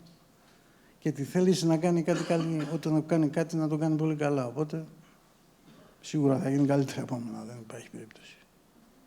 Έτσι νομίζω. Μένοντας στα μουσικά όργανα που συναντάει κανείς στο ρεμπέτικο, να δούμε τι επιρροές αρχίζει σιγά-σιγά, ή μάλλον ποιες πρώτες επιρροές αρχίζουν σιγά-σιγά να φαίνονται σε άλλα είδη μουσικής από το ρεμπέτικο, ή εντελώς μουσικολογικά, ή πια όργανα πιο συγγενικά συναντάμε, ή ακόμα και μουσικά ρεύματα. Να πούμε λίγο για τα όργανα, γιατί έχουμε και δύο οργανοποιούς μαζί μας. Γιατί υπάρχουν δύο πολύ μεγάλες σχολές, πρέπει να το πούμε λίγο αυτό, είναι πολύ σημαντικό. Δηλαδή, αυτό που είπα ότι τα πρώτα μεγάλα λιμάνια, τα πρώτα μεγάλα αστικά κέντρα, στην ουσία υπάρχουν και εκεί δύο ειδών ορχήστρες, ας πούμε. Αυτή η οποία είναι λίγο στην ιστορία ταυτισμένη με την αυλή του Σουλτάνου, την Οθωμανική αυλή, τα όργανα δωματίου θα λέγαμε, ή τα πιο αλατούρκα, όπως λέμε, όργανα, είναι η πολίτικη λύρα, το ούτι, το κανονάκι και διάφορα κρουστά.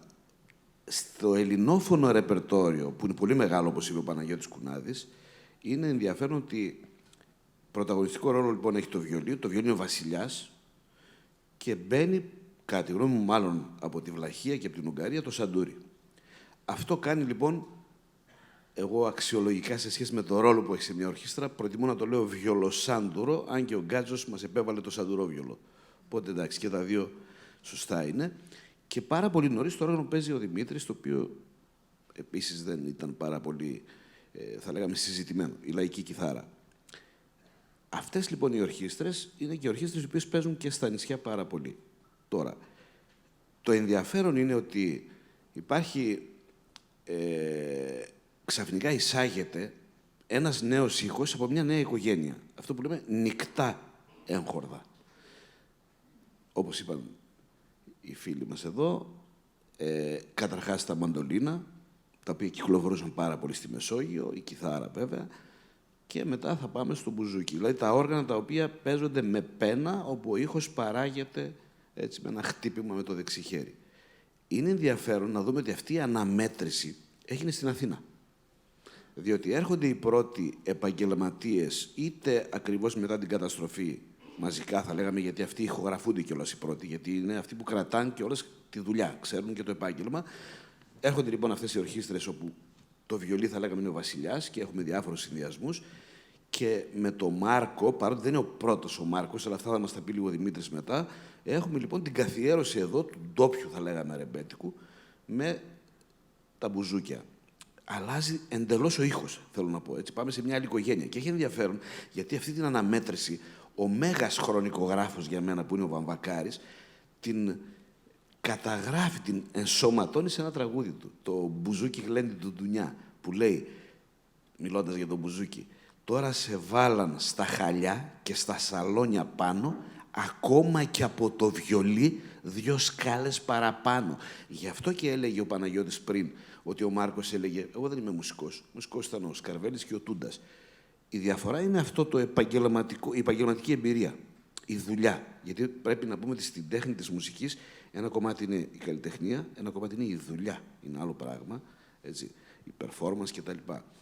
Οπότε, το οργανολογικό κομμάτι, λοιπόν, πρέπει να πούμε ότι διεθνώς έχει ταυτιστεί με τα μπουζούκια. Με τα ανοιχτά όργανα, τους μπουζοκομπαγλαμάδες, όπως λέμε. Τώρα, για την επιρροή παγκοσμίως, το μόνο που ξέρω, είναι λίγο σαν ανέκδοτο αυτό, είναι ότι κάποια στιγμή στη Μύκονο έφτασε ένας τουρίστας από την Ιρλανδία, πήρε ένα μπουζούκι στην Ιρλανδία, εκεί όμως το μπουζούκι ακολούθησε άλλη διαδρομή. Δηλαδή, παίζεται στην Ιρλανδία σήμερα σαν ένα μπουζουκοκιθάρα, κατά κάποιο τρόπο. Εντάξει, είναι μια μετάλλαξη. Το Irish μπουζούκι. Irish μπουζούκι, ακριβώς. Δηλαδή, είναι ένα παιδί το οποίο... Είναι flat, έτσι. Ναι, είναι flat, μπράβο. Είναι flat, δεν έχει δηλαδή το καμπυλό το... Ναι, εσείς μπορείτε να τα πείτε καλύτερα. Θέλω να πω ότι δεν έχουμε μέχρι πολύ πρόσφατα κάποια, να πούμε, μεγάλη επιρροή στον διεθνή χώρο. Πρέπει όμως να πω ότι στον εσωτερικό χώρο αυτό το πράγμα άρχισε να συζητιέται και να υλοποιείται σοβαρά από τον Χατζηδάκη και Θεοδωράκη και μετά. Δηλαδή άρχισε να απασχολεί αυτούς τους συνθέτες και γενικά η έννοια τραγούδι, η οποία ήταν λίγο υποτιμημένη σε σχέση με τη διαμάχη, θέλω να πω, της σοβαρής μουσικής, μεγάλες φόρμες. Όμως εκεί έγινε και μια μεγάλη συζήτηση για το ποιος θα είναι ο ρόλος αυτών των οργάνων στις νέες συνθέσεις πλέον. Με τον Χατζηδάκη να έχει πάντα μία, θα λέγαμε, μάλλον διστακτική, ας την πω, στάση, και με τον Θεοδωράκη, ο οποίος το κεφαλαιοποίησε κανονικά. Αλλά αυτό μπορούμε να το συζητήσουμε αργότερα. Δεν ξέρω αν απάντησα γενικώς, αλλά νομίζω ότι... Να πω κι εγώ κάτι σε σχέση με το οργανολόγιο. Τα όργανα είναι εργαλεία. Τα εργαλεία γίνονται για να εξυπηρετούν σε κάποια συγκεκριμένη κατάσταση. Θέλω να πω ότι δεν είναι αυτό που λέμε το μπουζούκι, ο βασιλιάς των οργάνων, ή το βιολί. Οι καταστάσεις είναι που ορίζουν πάντα ποιο όργανο θα επικρατήσει και τι αυτό το όργανο εξυπηρετεί. Είμαστε πια πολλά χρόνια μετά, μπορούμε να δούμε ιστορικά το τι έχει συμβεί. βλέπουμε ότι με το που επικράτησε εμπορικά ο Μάρκος και η μουσική που αυτός εκπροσωπούσε, τα συντουροβιόλια εξαφανίστηκαν, διότι δεν εξυπηρετούσαν πια εμπορικά κανέναν. Και όταν λέμε ότι δεν εξυπηρετεί κάποιον εμπορικά, εννοούμε ότι και στην ουσία δεν εξυπηρετεί, διότι οι άνθρωποι σταμάτησαν να τα ακούνε. Δεν θέλαν για πολλούς λόγους που δεν είναι τώρα να το αναλύσουμε, αλλά υπήρχαν πολλοί λόγοι, πάλι είναι θέμα συγκυρίας, που αυτή η μουσική, αυτό το είδος, παρόλο που ήταν πολύ πιο βιρτουόζικο, είχε πολύ πιο αντικειμενική τέχνη μέσα και δεξιοτεχνία, εξαφανίστηκε από την κλασική φόρμα του ρεμπέτικου που εκπροσωπούσε εκείνη τη στιγμή ο Μάρκος. Και ο βασικός λόγος ήταν ότι αυτό ήθελε ο κόσμος, αυτό άκουγε. Τους κέρδισαν. Πώς θα γίνει? Παρόλο που είναι δύσκολη η καταγραφή και του τόπου και του χρόνου εμφάνισης του ρεμπέτικου, παρόλα αυτά έχετε δώσει και μας έχετε βοηθήσει να κατανοήσουμε αρκετά λίγο, να σκιαγραφίσουμε το πώς αναπτύσσεται, κυρίως από ποια στρώματα, σε ποιους φυσικούς τόπους, αν μπορεί να πει κανείς, και με ποια κοινωνιολογικά πια χαρακτηριστικά, σε τι περιβάλλον γεννιέται και αναπτύσσεται το ρεμπέτικο. Το ρεμπέτικο, το οποίο όμως έρχεται να λογοκριθεί, είναι που είναι ενοχοποιημένο, έρχεται να λογοκριθεί πια και επίσημα, και το ερώτημα μου είναι πώς καταφέρνει, από ποιους, γιατί καταλαβαίνουμε ότι εδώ κρυβόταν και μία δυναμική και επιστρέφει πολύ πιο δυναμικά. Εντάξει, ας πούμε λίγο για το ιστορικό της λογοκρισίας, γιατί είναι πολύ κρίσιμο να το πούμε έτσι, γιατί εντάξει, η λογοκρισία γενικά και κυρίως η αυτολογοκρισία είναι ένα θέμα το οποίο είναι διαρκώς παρόν, όχι μόνο στην Ελλάδα. Έχουν γίνει άπειρες συζητήσεις γι' αυτό και πολλές εκδόσεις. Πρέπει να πούμε, εντάξει, λίγο να βοηθήσω την κουβέντα, ότι η λογοκρισία επευλήθηκε τον Αύγουστο του 1936. Είναι ο Μεταξάς στην εξουσία και έχει πολύ ενδιαφέρον ότι το πρώτο τραγούδι που λογοκρίνεται είναι όντως του Παναγιώτη Τούντα, η Βαρβάρα. Ένα χιουμοριστικό τραγούδι, γιατί το χιούμορ και γενικά ο αυτοσαρκασμός είναι κυρίαρχο στοιχείο στο ρεμπέτικο.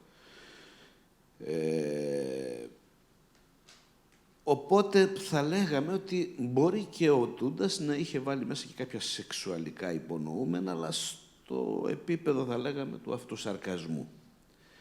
Εντάξει, κάποιοι ταύτισαν ξαφνικά τη Βαρβάρα με την κόρη του Μεταξά, που δεν τη λέγανε εξάλλου Βαρβάρα, και βρέθηκε, θα λέγαμε, η αφορμή για πρώτη φορά να λογοκριθεί, να απαγορευτεί στην ουσία η κυκλοφορία ενός δίσκου. Τώρα, πρέπει να πούμε εδώ όμως κάποια σημεία που για μένα είναι πολύ πιο σημαντικά. Η έρευνα δείχνει ότι η λογοκρισία επί της ουσίας είναι προετοιμασμένη στο δημόσιο λόγο. Από τους διανοούμενους της εποχής, δημοσιογράφους και ποιητές, να μην πούμε τώρα ονόματα, θα στεναχωρηθούν κάποιοι, αλλά εντάξει, είναι γραμμένο. Οι οποίοι, νομίζω σε αυτό που λέει ο Δημήτρης, αντιδρούν κυρίως, ας μην το πούμε με όρους οικονομικούς, στην εμπορική διάσταση του ρεμπέτικου, γιατί και εγώ συμφωνώ μαζί του, όπως λέμε και για την jazz, είναι ένα εμπορικό είδος. Τέλος, δεν χρειάζεται να το συζητάμε και κάθε φορά να ενοχοποιούμαστε από αυτό. Αλλά το ρεμπέτικο έχει πολλή διάχυση. Πότε όμως την έχει αυτή τη διάχυση? Σε μια εποχή όπου το κράτος, ή τέλος πάντων αυτοί οι οποίοι είναι υπεύθυνοι για τις εθνικές στρατηγικές, έχουν βάλει πλώρη για τον γρήγορο και άμεσο εξευρωπαϊσμό και θεωρούν ότι αυτό το πράγμα υπονομεύει λοιπόν τον εξυγχρονισμό της χώρας. Αυτό τώρα είναι επίσης μια πολύ μεγάλη συζήτηση για το πόσο ο λαϊκός πολιτισμός άραγε είναι υπεύθυνος για τον εξυγχρονισμό της χώρας. Είναι πολύ μεγάλο θέμα, αλλά νομίζω ότι οι περισσότεροι από εσάς το καταλαβαίνετε. Θέλω να πω λοιπόν ότι ο Μεταξάς στην ουσία πήρε μια και εφάρμοσε μια νομική στην ουσία διαδικασία. Είναι πάρα πολύ καλά η λογοκρισία προετοιμασμένη από πάρα πολύ νωρίς. Και ειδικά για τη Βαρβάρα υπάρχουν και επικλήσεις διανοουμένων. Σας παρακαλούμε να απαγορεύσετε την κυκλοφορία. Είναι συγκλονιστικά αυτά που λέω τώρα για το σήμερα. Έτσι. Τώρα, από εκεί και μετά, τι άλλο πρέπει να πω? Προφανώς, πάρα πολλοί δημιουργοί βρίσκουν τον τρόπο, προφανώς μέσω της αυτολογοκρισίας, και διαμορφώνουν στην ουσία τα καινούργια τραγούδια, ούτως ώστε να περνάνε. Γιατί θέλουν να κάνουν τη δουλειά τους. Όμως αυτό πρέπει να πω με τη λογοκρισία στην Ελλάδα, η οποία μέχρι το 1993 στην ουσία λειτουργούσε με παρακλάδια. Είναι χτες. Δεν συζητάω για τη Χούντα και για το Θεοδωράκη. Αυτό είναι ανέκδοτο για να το συζητάμε. Αλλά θέλω να πω ότι η λογοκρισία από το Μεταξά και μετά, ειδικά στο λαϊκό πολιτισμό, έθεσε κατά τη γνώμη μου ένα νέο έθος.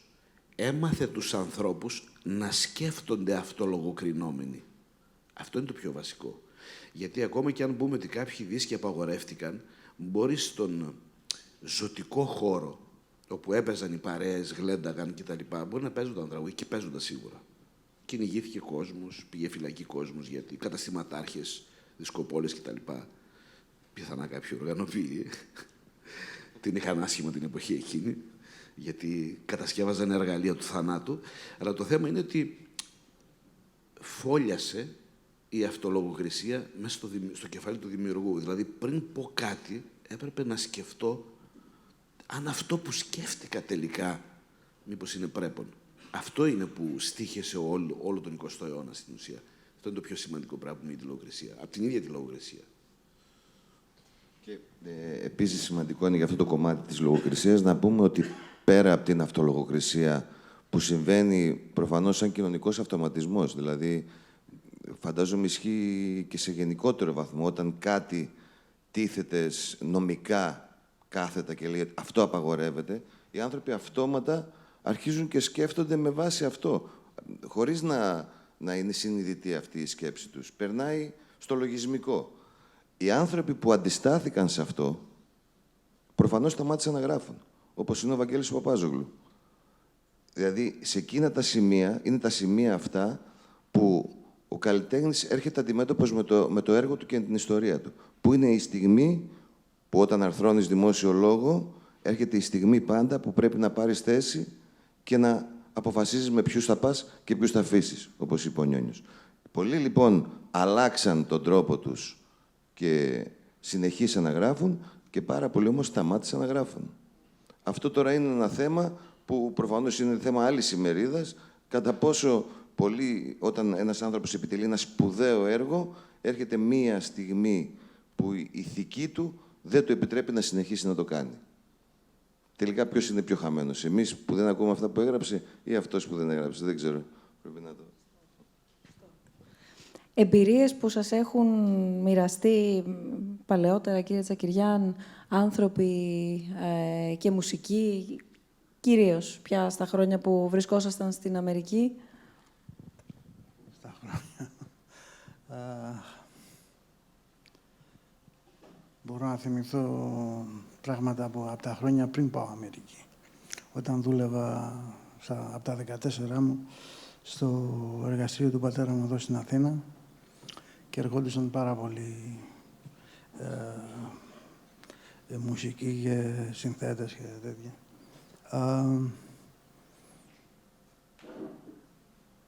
Να πω για την φορά που πήγαμε με τον πατέρα μου, ήμουνα 8 χρονών τότε, στο σπίτι του Μανώλη του Χιώτη,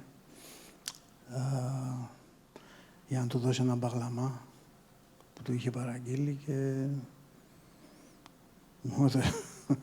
μου έδωσε ένα τεράστιο φιλοδόρημα για να πάρω καραμέλες και καλά. Μόνο που ο υπολογισμός μου ήταν ότι θα ήταν κανένα ταξί γεμάτο καραμέλες. Τόσο μεγάλο ήταν το φιλοδόρημα.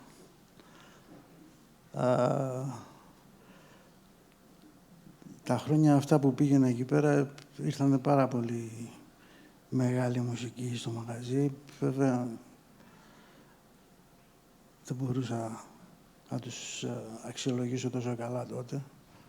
Αλλά παρόλα αυτά, πρέπει να πω ότι εντυπωσιάστηκα από το επίπεδο του ταλέντου τους και της προσωπικότητάς τους.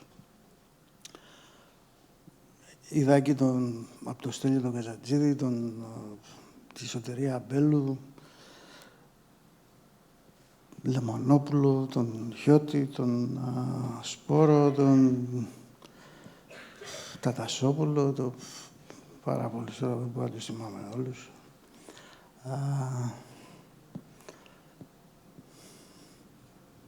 Ποια είναι η εποχή που που βρίσκεται στα ύψη η δουλειά σας? Δηλαδή, που το ρεμπέτικο πηγαίνει τόσο πολύ καλά και που οι παραγγελίες αρχίζουν και ανεβαίνουν. Ο πατέρας μου, μπορώ να σας πω αυτό σίγουρα, από το 1966 μέχρι το 1970 έπαιρνε κάθε χρόνο συγχαρητήριο γράμμα από το Υπουργείο Εμπορίου. Ήταν σαν για το συνάλλαγμα που έφερνε στη χώρα από τις πολλές παραγγελίες που ερχόντουσαν από το εξωτερικό. Από όλη την Αμερική, Αυστραλία, Αφρική, από όλα τα μέρη. Είχε πάρα πολλή δουλειά. Πάρα πολύ δουλειά. Βέβαια, μετά ο πατέρας μου έφυγε, πήγε Αμερική για κάποια χρόνια. Πήρε την πράσινη κάρτα που δούλεψε στη Fender και πήρε σαν ειδικός τεχνίτης την πράσινη κάρτα. Στο Λος Άντζελες ήταν τότε. Έφυγε μετά από εκεί και μόλις πήρε την πράσινη κάρτα και πήγε στην Νέα Υόρκη να μείνει, γιατί ήθελε να δουλέψει με τα μπουζίκια πιο πολύ και στη Λος Άντζελες δεν είχε πολλή δουλειά. Η δουλειά στη Νέα Υόρκη ήταν πολύ περισσότερη. Και τότε πήγα και εγώ εκεί πέρα, το 1977 και δούλεψα μαζί του κάποια χρόνια. Ανόρεχτο όπως. Πολλά σημεία από τις ιστορίες που μας διηγείστε, ειδικά όταν αναφέρεστε σε ονόματα ή σε ορόσημα, η Βεανούστα ηχοψιθυρίζει δίπλα σας. Σκέφτομαι διάφορα που δεν έχει πει, ας πούμε, ή λίγο με τις ερωτήσεις που τις ανοίγει λίγο. Λίγο τσιτωμένος τώρα και δεν μπορώ. Τι λίγο, εγώ αγχώθηκα από το βλέπω. Νομίζω θα πάθει κάτι ο άνθρωπος. Έχω θέμα. Αυτό που ήθελα να... Όχι. Αυτό που ήθελα να πω με αυτό το σχόλιο είναι ότι είναι ιστορίες που τις ξέρει. Άρα είναι ιστορίες που τις έχεις ακούσει, είναι ιστορίες που τις έχεις σχεδόν ζήσει. Σχεδόν. Όταν τις έχει ακούσει σε μια οικογένεια που τόσες γενιές έχουν ασχοληθεί με το χώρο και όταν μας είπατε εσείς από μόνο σας νωρίτερα για την επιμονή και την υπομονή που έδειξε για να μπει σε αυτό το χώρο, είναι ιστορίες που υπάρχουν από πολύ νωρίς μέσα σου, σωστά? Ναι, έτσι είναι και ήταν... Ειδικά το να μάθω ιστορίες από το μαγαζί με τον παππού μου και κατά συνέχεια με τον προπάπου, ήταν ένας τρόπος να μάθω περισσότερα πράγματα για αυτούς, για τον παππού μου δεν τον γνώρισα ποτέ. Οπότε πάντα από αφηγήσεις ό,τι μάθαινα και από διάφορες ιστορίες που μου έλεγε που ήταν εκεί στο εργαστήριο ως παιδί και με όλους αυτούς τους μουσικούς που συναναστρεφόντανε, έβλεπα και χαρακτηριστικά της προσωπικότητάς του, πράγματα που μπορώ να τα δω και σε μένα ή στον τρόπο που δούλευε.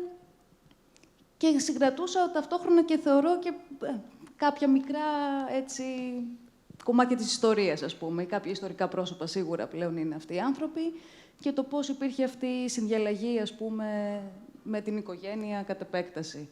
Οπότε, σίγουρα το να μαθαίνω κάποιες ιστορίες, ας πούμε, από τον προπάπου που μπορεί να έφτιαξε τον μπαγκλαμά του Μπάτι με τον οποίο τον θάψανε μαζί ή αντίστοιχα τον Χιώτη που τον θάψανε πάλι με όργανο του παππού μου όταν πέθανε, με κάνει να αισθάνομαι ότι κάπως υπάρχει μία σύνδεση, έστω και έτσι τόσο αμυδρή, και ότι έρχομαι λίγο πιο κοντά και με τη δική μου οικογένεια, με ανθρώπους που προφανώς ποτέ δεν γνώρισα.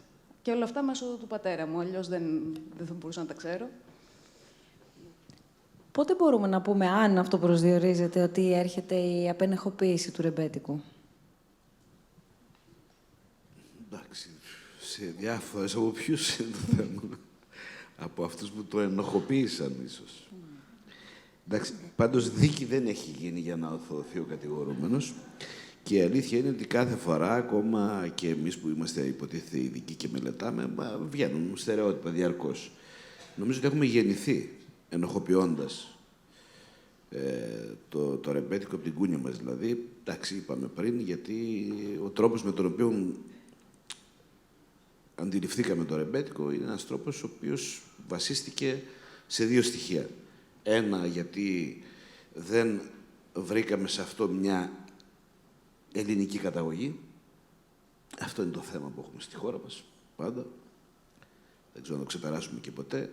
Και το δεύτερο, το ηθικό. Έτσι, αν τελικά, το οποίο μας απασχολεί ακόμα και στις στα πανεπιστημιακά έδρανα, αν θα πρέπει να αναλύουμε μέσα ανθρώπους οι οποίοι, ξέρω εγώ, όπως άκουγα πριν στην πρόβα, στο Δημήτρη εδώ που κάνουν στην πρόβα ήχου, του Χρυσαφάκη με τους δύο σερέτες που περιγράφει στην ουσία μια μονομαχία, όπου ένας τελειώνει. Μες στο τραγούδι, προσέξτε. Έτσι. Το θέμα είναι ότι αν αυτά όλα δεν μπορέσουμε να τα διαβάσουμε αλλιώς, όπως είπα πριν, έτσι, στην ουσία μια ποίηση ενός κόσμου, ο οποίος ζει σε άθλιες συνθήκες και με μια ιδεολογία όμως, μια περηφάνεια, κώδικες τιμής, είναι μια μορφή αντίστασης για μένα, χωρίς να θέλω να το ιεροποιήσω, γιατί γι' αυτό είναι λίγο επικίνδυνο. Το θέμα είναι ότι, εντάξει, αρχίζει, για να αποδώσουμε λίγο το Καίσαρο στο Καίσαρι, αρχίζει αυτό το πράγμα, τουλάχιστον για τους ανθρώπους οι οποίοι το είχαν ενοχοποιήσει, θα λέγαμε ιστορικά με τον Χατζηδάκη, με την περίφημη διάλεξη του 49, όπου ο νεαρός τότε και με πολύ θράσος Χατζηδάκης κάνει αυτή τη διάλεξη στο κοινό, το πολύ συντηρητικό που είχε τότε του Καρόλου Κούν, του Θεάτρου Τέχνης, την πρώτη, θα λέγαμε, συζήτηση. Μετά νομίζω ότι μπορούμε να πούμε ότι η δεκαετία του 60 με όλους αυτούς τους νέους συνθέτες οι οποίοι έχουν δύο δρόμους. Ένα να γράψουν κλασική μουσική, συμφωνική, όπερες κτλ. Ένα να ασχοληθούν με το τραγούδι. Αυτοί λοιπόν που ασχολούνται με το τραγούδι νομίζω ότι εντάξει, δεν απενοχοποιούν ακριβώς το ρεμπέτικο, αλλά βοηθούν τέλος πάντων σε μια αποκλιμάκωση αυτής της αντίληψης που έχουμε γι' αυτό. Τώρα, νομίζω όμως ότι εντάξει, είναι σαρωτική η δεκαετία του 80 ή μετά τη μεταπολίτευση, όπου όπως συνηθίζουμε να το λέμε αναβίωση, που δεν είναι ακριβώς αναβίωση πάντα, αλλά αυτό το κύμα που έρχεται βοηθάει, θα έλεγα, την μέση οικογένεια κάπως να το δει αλλιώς, γιατί η νεολαία πέφτει με τα μούτρα πάνω σε αυτό, γιατί το ρεμπέτικο, μην ξεχνάμε ότι έχει μέσα στην καρδιά του την έννοια της περιθωριακότητας, της αντίστασης, που την έχει πάντα ο έφηβος, ας πούμε. Ασχολείται και καταπιάνεται με τα ίδια θέματα, το ρεμπέτικο, από όταν αρχίζει και εμφανίζεται. Έχετε φτάσει στο 80, σε αυτό το ταξίδι και σε αυτό το χρονικό, σε αυτή τη διαδρομή όλων αυτών των χρόνων, με όλα όσα περνάει. Όχι, όχι. Τα ίδια θέματα, στα ίδια θέματα αναφέρεται. Προφανώς όχι. Τώρα, εγώ για να το κλείσω όμως αυτό το θέμα το πριν που λέγαμε, ότι για μένα μια επενεχοποίηση θεσμικά είναι όταν εντάσσεται σε ένα πανεπιστημιακό ίδρυμα. Όταν δηλαδή αποτελεί στην ουσία προϊόν επιστήμης. Ένα σχόλιο επιστημονικής. Και επειδή μου αρέσει να παραλληλίζω πάντα με την jazz, στην Αμερική μετά τον Κλίντον έγινε αυτό. Και εκεί δηλαδή η jazz ήταν μια λαϊκή μουσική. Έπρεπε να έρθει ο Κλίντον για να πούμε ότι μπαίνει στα πανεπιστήμια. Τώρα, για το άλλο που λέτε, εδώ είναι όντως ένα θέμα τώρα που έχουμε, γιατί στην Ελλάδα, ενώ έχουμε το ρεμπέτικο που, όπως είπαμε, αν πούμε το ντόπιο πειραιώτικο ρεμπέτικο βασίζεται στα ανοιχτά έγχορδα, δηλαδή μπουζουκομπαγλαμάδες, αυτή την περιθωριακότητα, τον κόσμο, τον παραβατικό, τον Μάρκο, ο οποίος στην ουσία ξεκινάει τον υπολογιστή από το 0. Δεν μπορεί να τους παρακολουθήσει τους άλλους και το ξεκινάει μόνος του από την αρχή και όλοι οι άλλοι, τον μπουζούκι δηλαδή στην ουσία, φτιάχνει μια κουλτούρα. Εδώ έχουμε λοιπόν το λαϊκό μετά. Δεν είναι εύκολο λοιπόν να πούμε ότι το ρεμπέτικο εξελίσσεται, γιατί χρησιμοποιούμε μεταπολεμικά τον όρο λαϊκό. Οπότε εκεί πρέπει λίγο να κάνουμε αυτή τη συζήτηση πρώτα. Ιστορικά το ρεμπέτικο έχει σταματήσει. Αυτά που μιλάμε μετά το 80 κτλ. Είναι αναβιώσεις στην ουσία. Να γυρίσουμε λίγο στο 40 με 50 και θα επιστρέψουμε στο 80.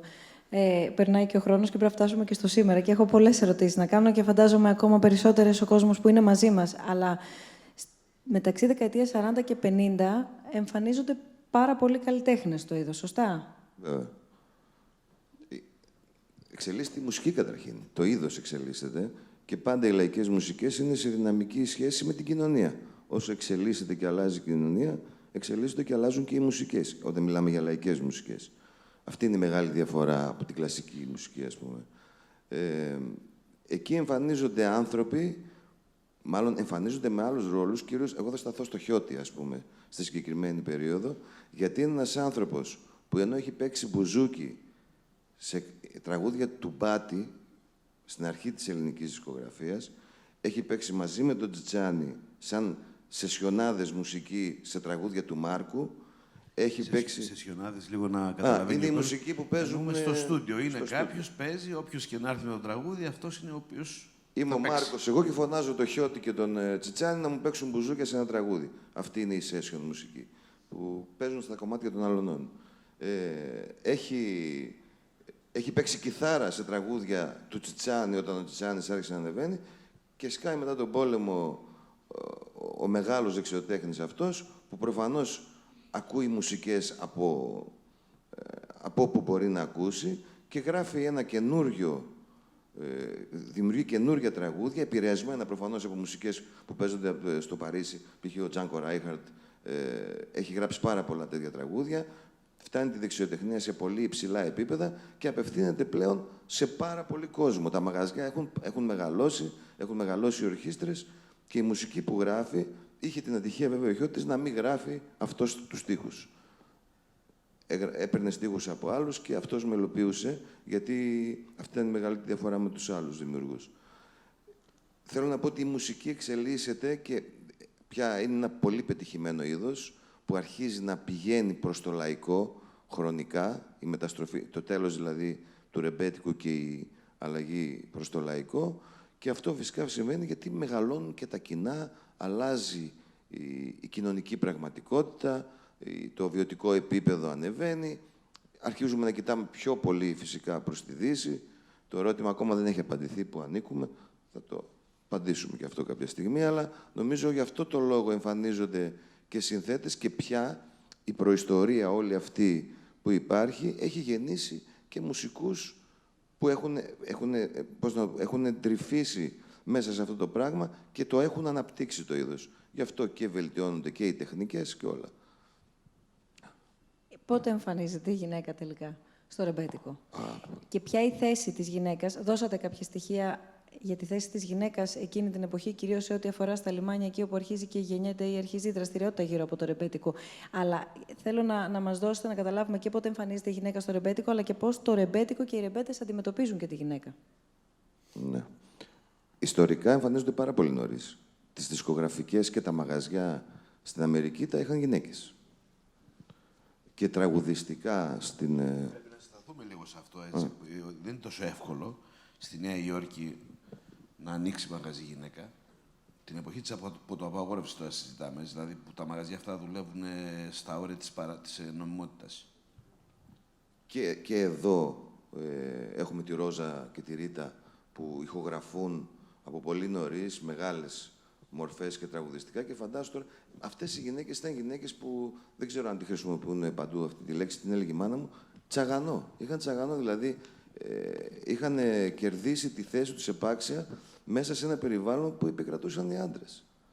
Και βέβαια από μαρτυρίες και από βιβλία, από βιογραφίες των πρωταγωνιστών, οι ρεμπέτες, παρόλο που η βία και η έμφυλη ακόμα είχε κεντρική θέση στο αξιακό σύστημα αυτής της κοινωνίας που γέννησε αυτό το πράγμα, η σχέση τους με τις γυναίκες ήταν μια σχέση σεβασμού.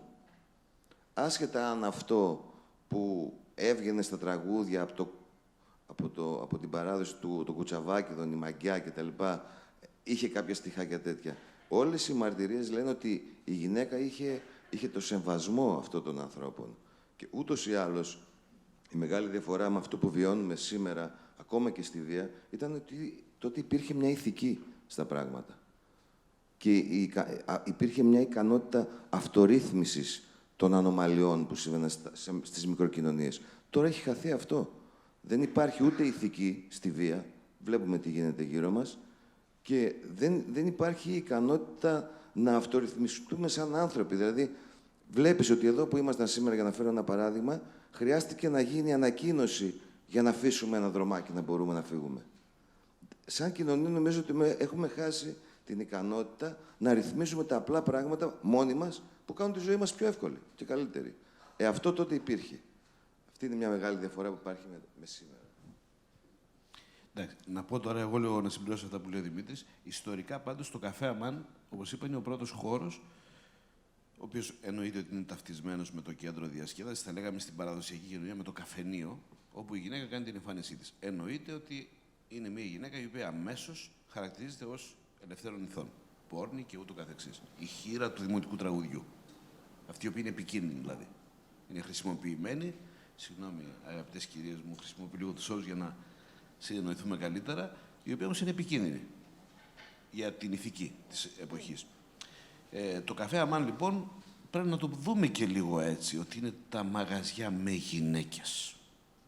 Δηλαδή παίζει και αυτό πάρα πολύ.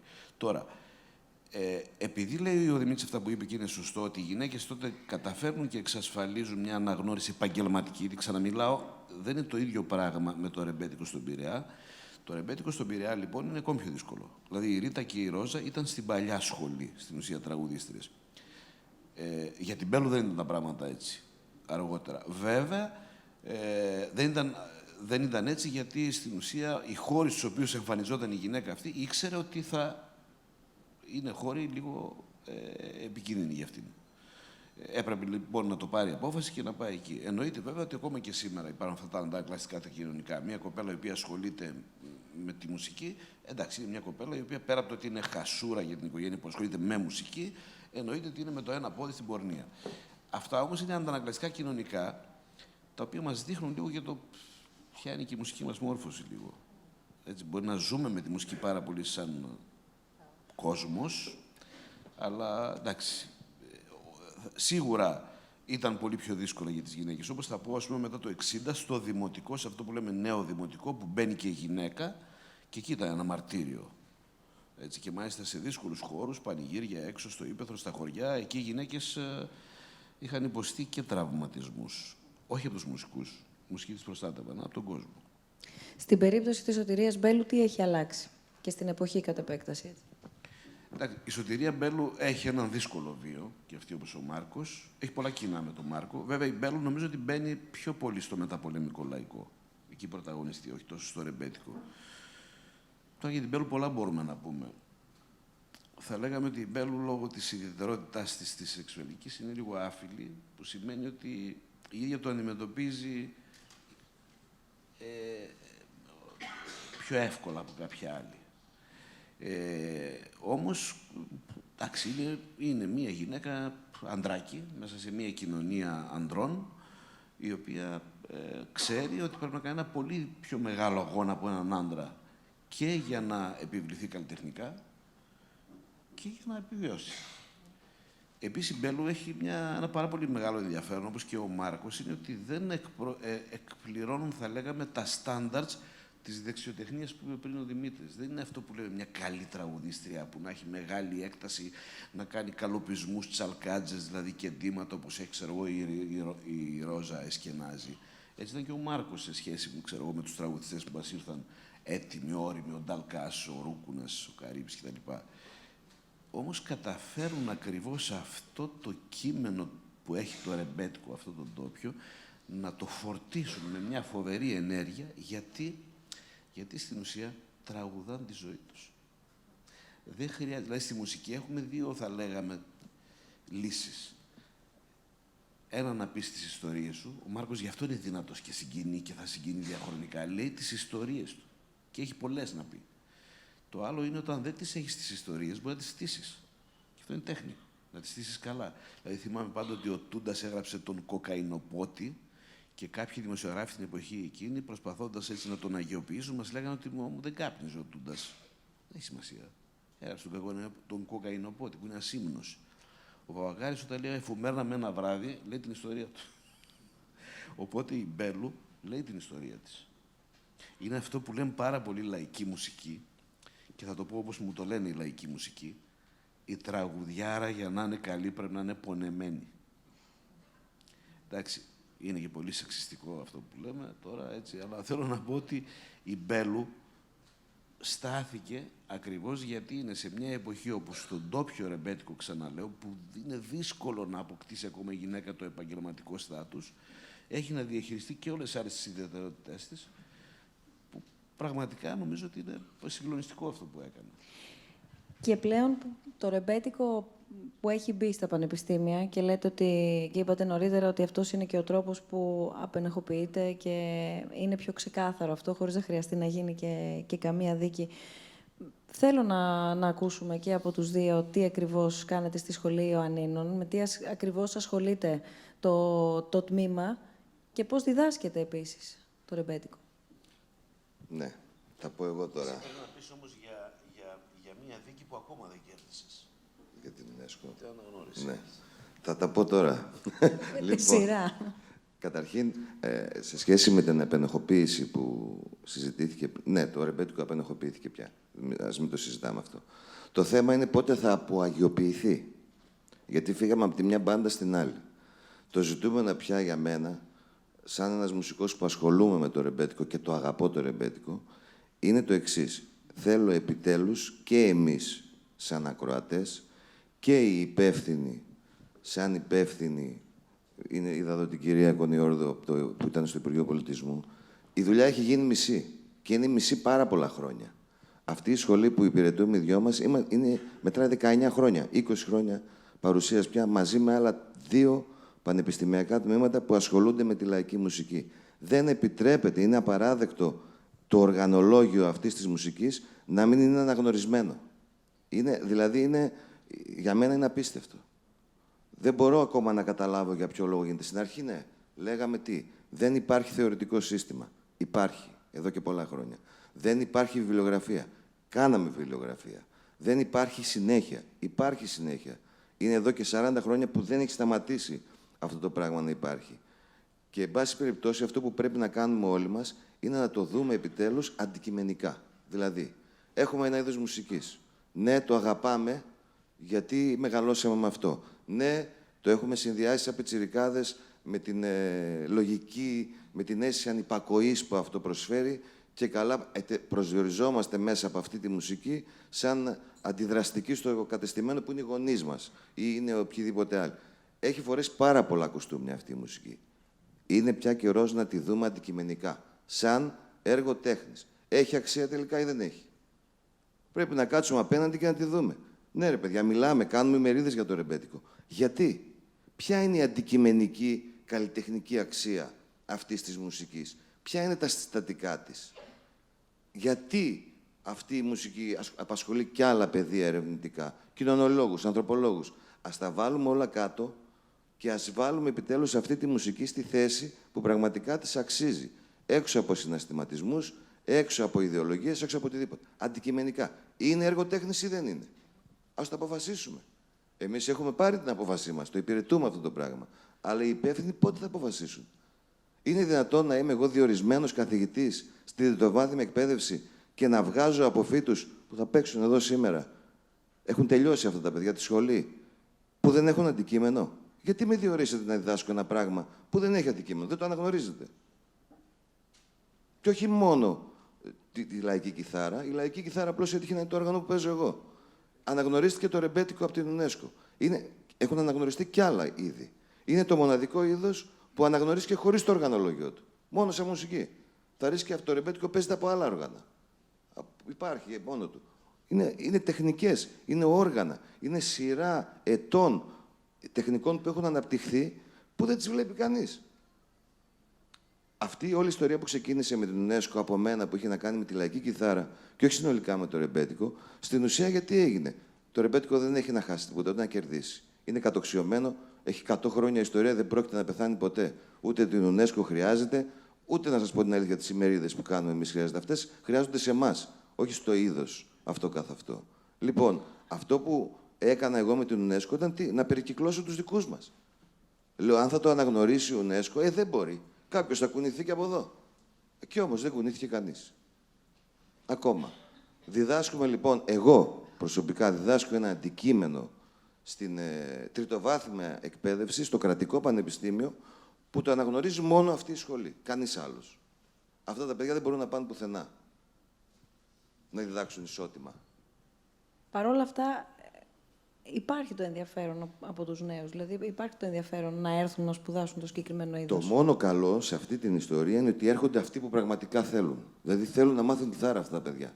Τίποτα άλλο. Δεν σκέφτονται ότι θα βρουν δουλειά κάπου, θα τους αποκαταστήσει επαγγελματικά. Έρχονται και κάθονται 4 χρόνια στην Άρτα για να μάθουν λαϊκή κιθάρα. Γι' αυτό μόνο. Δεν ελπίζουν σε τίποτα άλλο. Λοιπόν, εγώ θα κάνω ένα σχόλιο. Εντάξει, τον έχω συνάδελφο, έτσι, μαζί το κάναμε.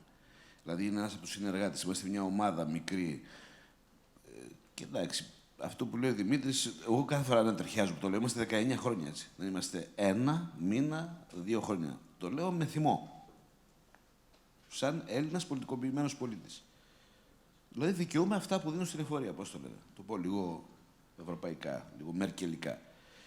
Λοιπόν, ο Δημήτρης έχει, θα λέγαμε, μηδενίσει οποιαδήποτε στρατηγική επαγγελματικής αποκατάστασης ή επαγγελματικού προσανατολισμού. Δηλαδή, 2 από τους πρώτους μαθητές τους έβγαλε στην αγορά και δεν είναι απλώς ότι τους δίνει ένα μεροκάματο, έκανε μαζί τους μπάντα. Εάν αυτά τα παιδιά έπρεπε να πάνε να δηλώσουν ότι έπρεπε να διδάξουν αυτό το όργανο στα σχολεία της μέσης εκπαίδευσης, πολύ απλά θα τους έλεγε από την είσοδο ακόμα του σχολείου ότι το όργανο δεν είναι στις λίστες τις αναγνωρισμένες.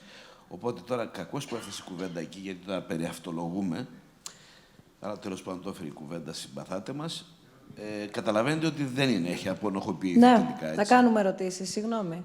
Θα κάνουμε ερωτήσεις. Μόλις ολοκληρώσει, αν θέλει, το κύριο Κοκκόνης, το μικρόφωνο Λοιπόν, σε κάποιο κύριο, νομίζω. Εγώ ένα τελικό να πω λίγο πιο αισιόδοξο. Η αλήθεια είναι, για να μην γκρινιάζουμε, γιατί πολλοί γκρινιάζουμε σε αυτή τη χώρα, η αλήθεια είναι ότι όντως και σε εμάς και στο Πανεπιστήμιο Μακεδονίας, όντως τα αντικείμενα αυτά έχουν μπει πλέον μέσα στα προγράμματα σπουδών. Θεωρώ ότι είναι μια πολύ μεγάλη, μια μεγάλη απόδειξη πενοχοποίησης και ένδειξης τέλος πάντων σεβασμού, γιατί μην ξεχνάτε ότι εμείς η δουλειά μας είναι απλώς να ανοίξουμε τη συζήτηση αυτή, οι φοιτητές με δικές τους εργασίες και αργότερα θα ανοίξουν και αυτοί άλλο τη συζήτηση. Νομίζω ότι εντάξει, πήρε το δρόμο του τώρα αυτή η ιστορία και νομίζω ότι όντως θα γίνουμε σοφότεροι τα επόμενα χρόνια. Έχει ενταχθεί.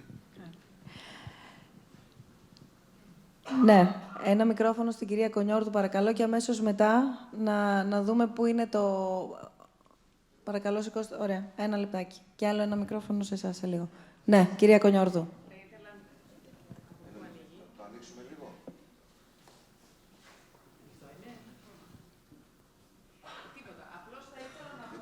Δεν είναι ανοιχτό. Θα ήθελα να πω κάτι που έχω βιώσει προσωπικά τα 40 χρόνια που ασχολούμαι και ιδιαίτερα με θέματα που είναι παραδοσιακά, λαϊκά, στην προσωπική μου δουλειά. Θεωρώ ότι αυτός ο τόπος έχει διαχρονικά υποτιμήσει βαθιά οτιδήποτε προέρχεται μέσα από το λαό, μέσα από την παράδοση. Να υπενθυμίσω πόσο άργησαν αυτά τα όργανα να διδάσκονται στα οδεία, πόσο άργησε το βυζαντινό μέλος, να μην λέμε ότι είναι μόνο το λαϊκό, το βυζαντινό μέλος πόσο υποτιμήθηκε για άλλους λόγους ενδεχομένως να διδαχθεί στα οδεία. Να υπενθυμίσω σε μία έρευνα που έκανα προσπαθώντας να βάλω μία τάξη στην ισοβάθμιση, αυτό το τραύμα, το απίστευτο, που τα παιδιά αυτά που τελειώνουν οδεία, σπουδάζουν πιο πολύ και από τους γιατρούς πολλές φορές. Δεν μπορούν να εργαστούν στο δημόσιο. Μπορούν να εργαστούν, αλλά όχι στο δημόσιο. Ανακάλυψα ότι τα οδεία διέπονται από βασιλικό διάταγμα του 53. Δεν είχε ασχοληθεί κανένας με το θέμα αυτό.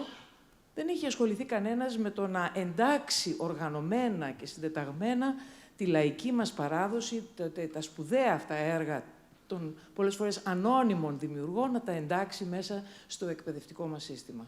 Αυτό είναι πραγματικά ένα πολύ σοβαρό θέμα. Εγώ θα ήθελα να ρωτήσω κάτι, αν μου επιτρέπετε. Είπατε ότι ενοχοποιήθηκε το ρεμπέτικο γιατί δεν θεωρούνταν ελληνικό. Τι ήταν τελικά, μουσικά το ρεμπέτικο, ήταν συνέχεια κάποιου ιδιώματος, έχει σχέση και με τους πρόσφυγες που ήρθαν, έχει σχέση με το βυζαντινό μέλος, με την ευρύτερη μουσική της Ανατολικής Μεσογείου. Τι ήταν μουσικά, ήταν ελληνικό ή δεν ήταν τελικά? Εντάξει. Εγώ μέσα στον τρόπο που το είπα προσπάθησα να πω να αποφύγουμε τη συζήτηση αυτή, γιατί είναι δύσκολη. Τι είναι το ελληνικό εννοώ. Ναι, τι είναι το ελληνικό. Είναι δύσκολη ερώτηση, γιατί για ποια εποχή μιλάμε. Τι σημαίνει ελληνικό. Θέλω να πω ότι το ρεμπέτικο, παρότι οι περισσότερες πληροφορίες έρχονται όταν πλέον αρχίζουν και καταραίουν οι αυτοκρατορίες και δημιουργούνται τα έθνη κράτη που είναι νέοι σχηματισμοί, παρόλα αυτά είναι μια μουσική η οποία είναι παράγωγο της εποχής των ανθρώπων με πολλές ταυτότητες. Αυτό, αν δεν το συνειδητοποιήσουμε, θα ψάχνουμε μια ζωή για την ελληνικότητα. Δηλαδή, εγώ για παράδειγμα, μας βλέπουν τώρα και από το site, είμαι βλάχος. Μιλάω βλάχικα. Ελληνικά έμαθα στο σχολείο. Είμαι από το χιονοχώρι Σερών. Ποια είναι η ταυτότητά μου? Σπούδασα όλα μου τα χρόνια στο Παρίσι. Μιλάω και γράφω γαλλικά όπως τα ελληνικά. Πόσες ταυτότητες έχω? Είμαι Έλληνας, πιο πολύ από εσάς. Θέλω να πω ότι το ρεμπέτικο, το είπε και ο Δημήτρης, έχει πολλαπλά δάνεια. Σε μια εποχή όμως που αυτό είναι το σύνηθες. Καταλαβαίνετε να πω. Δηλαδή, κάποιος ο οποίος ασκεί το εμπόριο στη Σμύρνη μιλάει ελληνικά, τουρκικά, γαλλικά, ιταλικά για να κάνει τη δουλειά του. Αλλά αυτές δεν είναι μόνο γλώσσες συνεννόησης, είναι γλώσσες που έχουν από πίσω και κουλτούρες. Μπορεί να πάει στη Λέσχη με τους Άγγλους, να πάει στην Πύρα, ξέρω εγώ, με τους Ιταλούς ή οπουδήποτε αλλού, ξέρει να χορέψει τον τάδε χορό, τον τάδε χορό. Τώρα, το θέμα λοιπόν είναι ότι αυτό ανακόπηκε. Είναι το μεγάλο πρόβλημα της μουσικής με το έθνος κράτος. Γιατί ένα έθνος κράτος είχε ανάγκη να βάλει τα σύνορα, να φτιάξει και κοινή κουλτούρα για να μην έχει προβλήματα στο εσωτερικό. Η μουσική όμως δεν είναι τόσο εύκολο πράγμα, γιατί καταρχάς φεύγει και από τα σύνορα όταν μπαίνουν σύνορα. Οπότε πρέπει να το αντιληφθούμε ως μια κληρονομιά η οποία, τουλάχιστον στην αρχή, είναι μια κληρονομιά λίγο ενός μεγάλου κόσμου, της Μεσογείου. Κάθε φορά που πάμε να βάλουμε εμείς κάτι το οποίο σκιαγραφεί λίγο, πώς να πω, μια ιδιοκτησία, είναι σαν να θέλουμε να πούμε ότι κυρίως δικό μας είναι. Τώρα, για να απαντήσω λίγο έτσι στα γρήγορα, την εποχή εκείνη... Θερμή παράκληση μόνο, γιατί περιμένουν πολλοί να ρωτήσουν. Την εποχή εκείνη, πριν τη λογοκρισία, ναι, γράφτηκε σε πάμπολα κείμενα ότι είναι τουρκικό κατάλοιπο. Η μεγάλη, επιφανής, μουσικοκριτικός επιφανής, έτσι πολύ σπουδαία, Σοφία Σπανούδη, μια από τις καλύτερες μουσικοκριτικούς που είχαμε τότε, είπε ότι είναι απομεινάρι της σκλαβιάς. Εντάξει, το λέγει Σπανούδη όμως, έτσι. Τι? Αυτό που σας είπα ήταν. Ήταν ένα fusion της εποχής από ανθρώπους οι οποίοι είχαν πολλές ταυτότητες. Αυτό δεν μπορούμε να το αντιληφθούμε σήμερα. Πρέπει κάποιος να πάρει μερικές διαφορετικές ταυτότητες, να ταξιδέψει λίγο, να καταλάβει αυτό που λέω. Ένας πρόσφυγας που έρχεται τότε μπορεί να είναι πιο μπροστά το τουρκικό, στη γλώσσα, στην νοοτροπία. Τι θα το πούμε, Τούρκο? Τους λέγαμε για Τούρκους βέβαια όταν ήρθαν. Σας ακούμε. Όχι, δεν πειράζει. Θα μιλάω δυνατά καλύτερα. Γιατί... Δεν ακούνε πίσω. Θέλω να πω το εξής, ότι στα ελληνικά πανεπιστήμια δεν διδάσκεται κανένα όργανο. Δεν διδάσκεται κανένα όργανο. Δηλαδή, ας πούμε, αν θέλει να μάθει κάποιος βιολοντσέλο, έτσι, δεν πάει στο ελληνικό πανεπιστήμιο. Μπορεί να πάει εκεί. Πηγαίνει στο ΟΔΙΟ. Όχι, μπορεί να πάει. Πού να πάει? Στο πάμε. Στο Ιόνιο και στο Ιόνιο Πανεπιστήμιο Πανεπιστήμιο. Και να μάθει βιολοντσέλο. Βέβαια. Όχι να ξεκινήσει για να μάθει. Τι να κάνει? Να εξελίξει τις σπουδές του. Να πάρει δίπλωμα μπορεί. Βέβαια. Εδώ και ένα χρόνο το... Για να πάρει κάποιος δίπλωμα στο βιολοντσέλο θέλει 15 χρόνια. Εδώ και... Πώς, δεν καταλάβω, γιατί εγώ δεν το ξέρω αυτό. Ακούστε. Εδώ και ένα χρόνο, Ναι. με νομοθέτηση, με νόμο δηλαδή που υπάρχει, ένας ο οποίος τελειώνει πιάνο στο Πανεπιστήμιο Μακεδονίας ή βιολοντσέλο και στο Ιόνιο Πανεπιστήμιο... Συγγνώμη, κάνει πιάνο στο Πανεπιστήμιο Μακεδονίας. Ναι, βέβαια. Από πότε γίνεται αυτό? Από το 2000. Μπορεί και πιο πριν, το 1998. Δηλαδή, εκτός από το 2 υπάρχουν... Βέβαια. Κάνει μαθήματα στο... Ναι. Άρα δεν το ξέρω, άρα είμαι εγώ ανήμερος. Αλλά θέλω να σου πω το εξής που είναι πολύ κρίσιμο. Εδώ και ένα χρόνο νομοθετήθηκε ένας ο οποίος θα εγγραφεί στο Πανεπιστήμιο Μακεδονίας ή στο Ιόνιο για να ακολουθήσει σπουδές στο παράδειγμα μας βιολοντσέλου. Το δίπλωμα που θα πάρει, που στην ουσία είναι το πτυχίο του Πανεπιστημίου, είναι ισότιμο με το δίπλωμα του πιάνου. Όμως προσέξτε αυτό που λέει ο Δημήτρης. Αυτός που θα πάει στο Πανεπιστήμιο, εννοείται ότι έχει κάνει βιολοντσέλο πριν. Δεν πάει το 0. Θέλω να πω, έχει πάει στο 2. Βέβαια. Δίνει εξετάσεις για να μπει. ίσως, ξέρω εγώ, ή Ναι, κάτι τέτοιο ανάλογο. Και Τώρα, αυτό που λέτε εσείς, καταλαβαίνω λίγο πώς το ρωτάτε, είναι το πρόβλημα που έχουμε στην Ελλάδα με την ανυπαρξία μουσικών ακαδημιών. Α, μπράβο, αυτό ήθελα. Αλλά είναι άλλο θέμα. Τώρα μην το πιάσουμε εδώ, δηλαδή. Σε πόσα όργανα κάνουν τα πανεπιστήμια, σε όλα? Σε όλα, ναι. Τα συμφωνικής ορχήστρας όλα. Δηλαδή, κλασική κιθάρα δεν κάνουν, για παράδειγμα. Κάνουν, βέβαια. Η Έλληνα Παπανδρέου διδάσκει στο... διδάσκει. Δεν το Είναι ξέρω. μόνιμη καθηγήτρια. Εντάξει, ευχαριστώ πολύ. Εμείς. Άλλο ερώτημα. Αν μπορούμε και εδώ στην πρώτη σειρά το μικρόφωνο. Καλησπέρα. Θα ήθελα να αναφερθώ σε ένα κομμάτι της συζήτησης που ήταν εκτεταμένο και κατά τη γνώμη μου πολύ ενδιαφέρον. Αυτό που έχει σχέση με την ενοχοποίηση, τη δίωξη, την καταδίωξη του ρεμπέτικου, την λογοκρισία, την αυτολογοκρισία που προϋπήρξε και που λόγω της λογοκρισίας εντάθηκε ακόμη περισσότερο. Δόθηκε η εντύπωση, και σωστά νομίζω, ότι ο διώκτης του ρεμπέτικου ήταν η ελληνική δεξιά, κυρίως ο Μεταξάς, ο οποίος έφτασε στο σημείο να απαγορεύσει την κυκλοφορία δίσκων, να κάνουμε, αν δεν κάνω λάθος, και να εξορίσει σε νησιά ρεμπέτες. Όχι, αυτό δεν ισχύει. Δεν εξόρισε κάποιους επειδή ήταν ρεμπέτες. Εξόρισε κάποιους ρεμπέτες που ήταν κομμουνιστές. Ή που ήταν χασικλίδες. Ναι, εντάξει. Ότι οφείλεται κατά κάποιο τρόπο και σε μια αντίδραση αστών διανοουμένων, οι οποίοι είχαν μια κάπως στρεβλή αντίληψη προς τη Δύση. Αυτό που δεν υπόθηκε είναι ότι εξίσου διώκτης του ρεμπέτικου ήταν και η ελληνική αριστερά, η κομμουνιστική αριστερά, η οποία, εντάξει, ιδεολογικά, εκεί που δεν είχε τη δυνατότητα να το κάνει αλλιώς, αλλά και πραγματικά στις χώρες, ας πούμε, της πολιτικής εξορίας, απαγόρευσε το ρεμπέτικο και χτύπησε το ρεμπέτικο και η διανόησή της το χτύπησε πάρα πολύ. Και μάλιστα θα ήθελα να πω ότι αν η απενεχοποίηση του ρεμπέτικου ξεκινάει συμβολικά με την περίφημη, ας πούμε, ομιλία του Χατζηδάκη σε ένα κοινό πολύ συντηρητικό, η αριστερά για δεκαετίες μετά και από αυτό εξακολουθούσε να χτυπάει το ρεμπέτικο και μέχρι και τη μεταπολίτευση ένα τουλάχιστον κομμάτι της κομμουνιστικής αριστεράς το χτυπούσε αμήλικτα.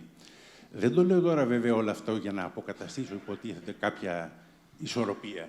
Αλλά, σωστά είναι αυτά που ναι, σωστά είναι, αλλά θέλω να πω ότι πρέπει να το δούμε λίγο και από την άποψη ότι να αναρωτηθούμε γιατί το ρεμπέτικο χτυπήθηκε ταυτόχρονα από όλες τις πλευρές, δηλαδή και από τη δεξιά και από την αριστερά, ουσιαστικά από το σύνολο της ελληνικής κοινωνίας, εκτός από αυτό το οποίο θα μπορούσε κατά κάποιο τρόπο να θεωρηθεί περιθωριακό. Αυτό είναι το ζήτημα. Προσέξτε. Σας ευχαριστώ πάρα πολύ, γιατί δεν το αποκρύψαμε εσκεμμένα, δεν έτυχε στη συζήτηση. Λοιπόν, πρέπει να είμαστε πολύ προσεκτικοί. Δεν είπαμε, τουλάχιστον εγώ, σε κανένα σημείο της συζήτησης, ότι χτυπήθηκε από την ελληνική κοινωνία. Είπα ότι χτυπήθηκε από την ελληνική διανόηση και από κάποιους ανθρώπους οι οποίοι ήταν στα κέντρα των αποφάσεων. Η ελληνική κοινωνία το έδειξε και το δείχνει ακόμα, έτσι, τι σχέση έχει με το ρεμπέτικο, το λαϊκό, το δημοτικό κτλ. Για μένα οι λόγοι είναι διαφορετικοί. Σε ό,τι αφορά το συντηρητικό κόσμο, νομίζω ότι ήταν όχι μόνο το ρεμπέτικο και άλλες μορφές λαϊκής έκφρασης, σαν να τραβούσαν το κάρο από πίσω. Έτσι το έβλεπαν αυτοί. Αν έπρεπε το κάρο να πάει προς την Ευρώπη. Δηλαδή να γίνει ένας γρήγορος εξυγχρονισμός. Okay. Βέβαια, αυτό είναι πολύ δύσκολο στην Ελλάδα να το εξηγήσουμε, γιατί η Ελλάδα είναι. Εκεί μιλάμε και ταυτότητες πιανών Ελλήνων. Των φαναριωτών με άλλη κουλτούρα και άλλη ταχύτητα στην εξέλιξη. Των ανθρώπων που έρχονται, ξέρω, από τη βλαχιά, του Ζάπα κτλ. Το καταλαβαίνετε. Η αριστερά, το πρόβλημά της ήταν γιατί προσπάθησε να το οικειοποιηθεί ως παράγωγο στην ουσία της συνείδησης του εργάτη. Ενώ το ρεμπέτικο δεν έχει τέτοια δήλωση. Ακόμα και ο Δαμινιανάκος, που έμεσα υπήρξε δάσκαλός μου στο Παρίσι, ονομάζει την τελευταία περίοδο, προφανώς επειδή το βλέπει λίγο μαρξιστικά, εργατική περίοδο του ρεμπέτικου. Και μάλιστα σε αυτό το κομμάτι έχει ενδιαφέρον γιατί ακόμα και το τραγούδι 100 δραχμές την ώρα παίρνω τζιβαέρι μου, πες της μάνα σου πως θέλω να σε κάνω τέρι μου, είναι και δημοτικό. Αυτός βλέπει εργατική συνείδηση, ενώ ο άλλος της λέει ότι ναι, έβαλα τα 100 φράγκα, αλλά θέλω να έρθω να σε ζητήσω. Δεν υπάρχει αυτή η συνείδηση. Αυτή τη συνείδηση έψαξε να βρει η αριστερά, δεν την έβρισκε και προφανώς είχε τη στάση που είχε. Αλλά και εκεί πρέπει να πω, για να είμαστε λίγο δίκαιοι, οι διανόμενοι, έτσι, της αριστεράς, και από το δημοσιογραφικό χώρο και από τον πολιτικό χώρο. Θέλω να πω ότι επειδή επειρασπιζόμαστε το λαϊκό πολιτισμό, εντάξει, είμαστε λίγο ευαίσθητοι σε τέτοια ζητήματα. Είναι άνθρωποι με ονοματεπώνυμα, οι οποίοι προφανώς παίρνουν την ευθύνη και φτιάχνουν θέσεις, οι οποίες μετά περνάνε στην εκπαίδευση. Για τη λογοκρισία δεν είπα, ας πούμε, ότι θα λέγαμε το εργαστήριο εφαρμογής της λογοκρισίας, όχι μόνο για το ρεμπέτικο, για το λαϊκό πολιτισμό, είναι το σχολείο. Υπάρχει ένα παροιμιώδες κείμενο σε μια εφημερίδα δασκάλων, κάπου στην βαθιά ελληνική επαρχία, όπου ο δάσκαλος, μετά από την εμπειρία των πρώτων μαθημάτων μουσικής στην τάξη του, στέλνει γράμμα στο Υπουργείο να διώξει το ρεμπέτικο, γιατί όλες οι μαθητριούλες που έχει 5 και 6 χρονών του τραγουδάνε Τσιτσάνι, Καλδάρα, Μιτσάκι.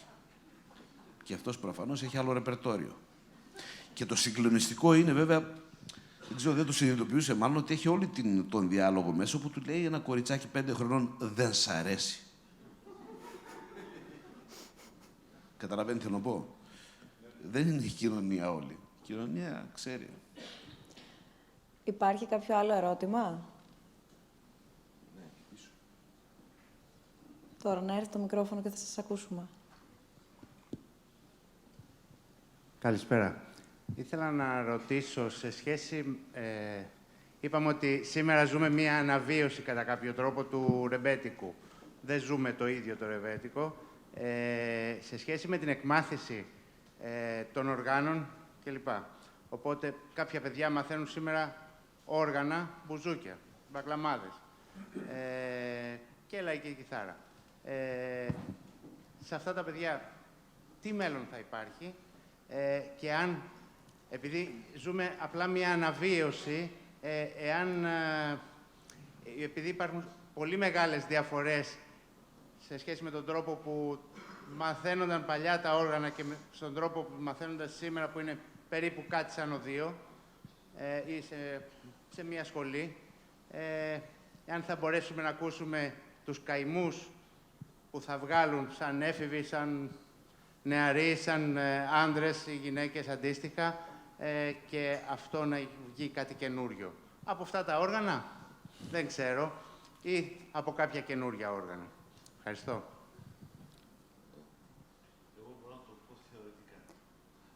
Ναι, θα πω πρώτα εγώ και μετά. Πες το μας εσύ πρακτικά, Δημήτρη. Καταρχήν δεν καταλαβαίνω την ερώτηση τι μέλλον έχουν αυτά τα παιδιά που μαθαίνουν όργανα. Στο μέλλον θα είναι μουσική. Δεν ξέρω αν είναι κάτι άλλο. Δεν μιλάω για το μουσικό μέλλον. Αν θα έχουν επαγγελματικό μέλλον, δεν το θέτω έτσι. Αν έχει μέλλον ως ένα ρεύμα, σαν συνέχεια ρεμπέτικου ή σαν συνέχεια κάτι άλλο. Είστε πιο Μουσικά λέτε. Ναι, ωραία. Ναι. Να σας πω. Ρεμπέτικο δεν πρόκειται να ξαναγραφτεί. Όπως δεν πρόκειται να ξαναγίνει Ακρόπολη ποτέ, δεν πρόκειται να ξαναγραφτεί ρεμπέτικο. Γράφονται πάρα πολύ ωραίες καινούργιες μουσικές που είναι εγγόνια και δυσέγγωνα αυτής της μουσικής από νέους ανθρώπους, και εγώ το έχω πει πάρα πολλές φορές. Αυτή τη στιγμή νομίζω ότι μουσικά, τουλάχιστον σε ό,τι αφορά τα λαϊκά όργανα και το λαϊκό μας πολιτισμό, είμαστε τεχνικά και αισθητικά στην καλύτερη περίοδο που ήμασταν ποτέ. Η νέη μουσική όχι μόνο είναι καλύτερη από τη δικιά μου τη γενιά τεχνικά, αλλά και σε αισθητική, αλλά έχουν πλήρως καταλάβει αυτό που έλεγα πριν, την αντικειμενική αξία, την καλλιτεχνική αξία αυτής της μουσικής. Οπότε, αυτό που προκύπτει από αυτά τα νέα παιδιά είναι πάρα πολύ σπουδαίο. Αυτό που έχουμε να κάνουμε όλοι μας είναι να στηρίξουμε τα νέα παιδιά στις μουσικές που γράφουν και προσπαθούν να παίξουν. Το πρόβλημα πια είναι η επιτέλεση, η μουσική. Είναι σαν να κυνηγείται το live. Όταν λέω live, η ζωντανή η μουσική, οι χώροι δηλαδή. Δεν μιλάω για τις μεγάλες σκηνές, για τα μεγάλα μαγαζιά που είναι καθιερωμένα. Επειδή πέρασα μέσα από αυτή τη διαδικασία και της συντήρησης ενός χώρου που είχε ζωντανή μουσική, είναι σχεδόν αδύνατο. Και το σχεδόν νομίζω το βάζω, κακώς το βάζω. Είναι αδύνατον να έχεις έναν χώρο που φιλοξενεί ζωντανή μουσική, παράσταση με μουσικούς και να είναι νόμιμη. Δεν είναι δυνατόν. Οπότε, μουσική υπάρχει, γίνεται, δεν γίνεται ρεμπέτικο φυσικά. Λοιπόν, να πω λίγο σύντομα σε αυτό. Όταν ξεκινήσαμε το τμήμα, το 2000,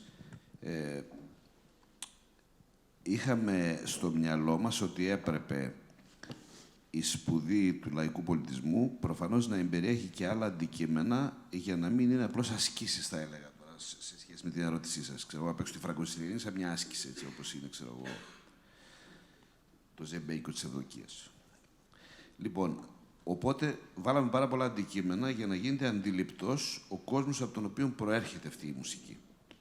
Τώρα, με όρους σημερινούς, προσέξτε, αν πρέπει να συγκινηθεί κάποιος από έναν σημερινό παίχτη, ο οποίος θα πει τη φραγκοσυριανή, εννοείται ότι εξαρτάται από τον παίχτη. Δεν μπορεί να ζητάμε από τον παίχτη να είναι ο Βαμβακάρης. Τέλειωσε αυτό. Τέλειωσε εδώ και πάρα πολλά χρόνια. Τι μπορεί να κάνει κάποιος σήμερα? Αυτό που κάνει και ένας ηθοποιός. Πρέπει να συγκινήσει τον από κάτω. Δεν χρειάζεται η ιστορία να είναι δικιά του. Αλλιώς πρέπει να βάλουμε ταφοπλάκες παντού.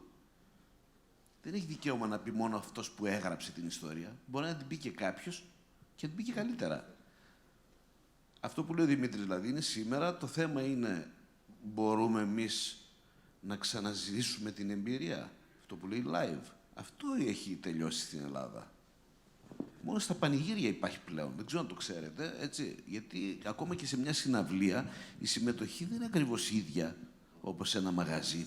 Δεν μπορούμε να μιλήσουμε, δεν μπορούμε να πιούμε, δεν μπορούμε να χορέψουμε, δεν μπορούμε να παραγγείλουμε. Γιατί η παραγγελιά, ας πούμε, τι είναι? Είναι η συνομιλία του χορευτή, ας πούμε, του Μερακλή με τον μουσικό, εντελώς προγραμματιστικά. Δηλαδή, κάποιος με πολλά λεφτά, Μερακλής, σε ένα πανηγύρι, μπορεί να φτιάξει το πανηγύρι όπως θέλει αυτός. Και στην ποιότητα εννοώ, έτσι, και να ακούσει και τα κομμάτια όπως θέλει αυτός. Αυτά είναι που είναι κρίσιμα. Υπάρχει ένα ερώτημα ακόμα, παρακαλώ, και να ολοκληρώσουμε.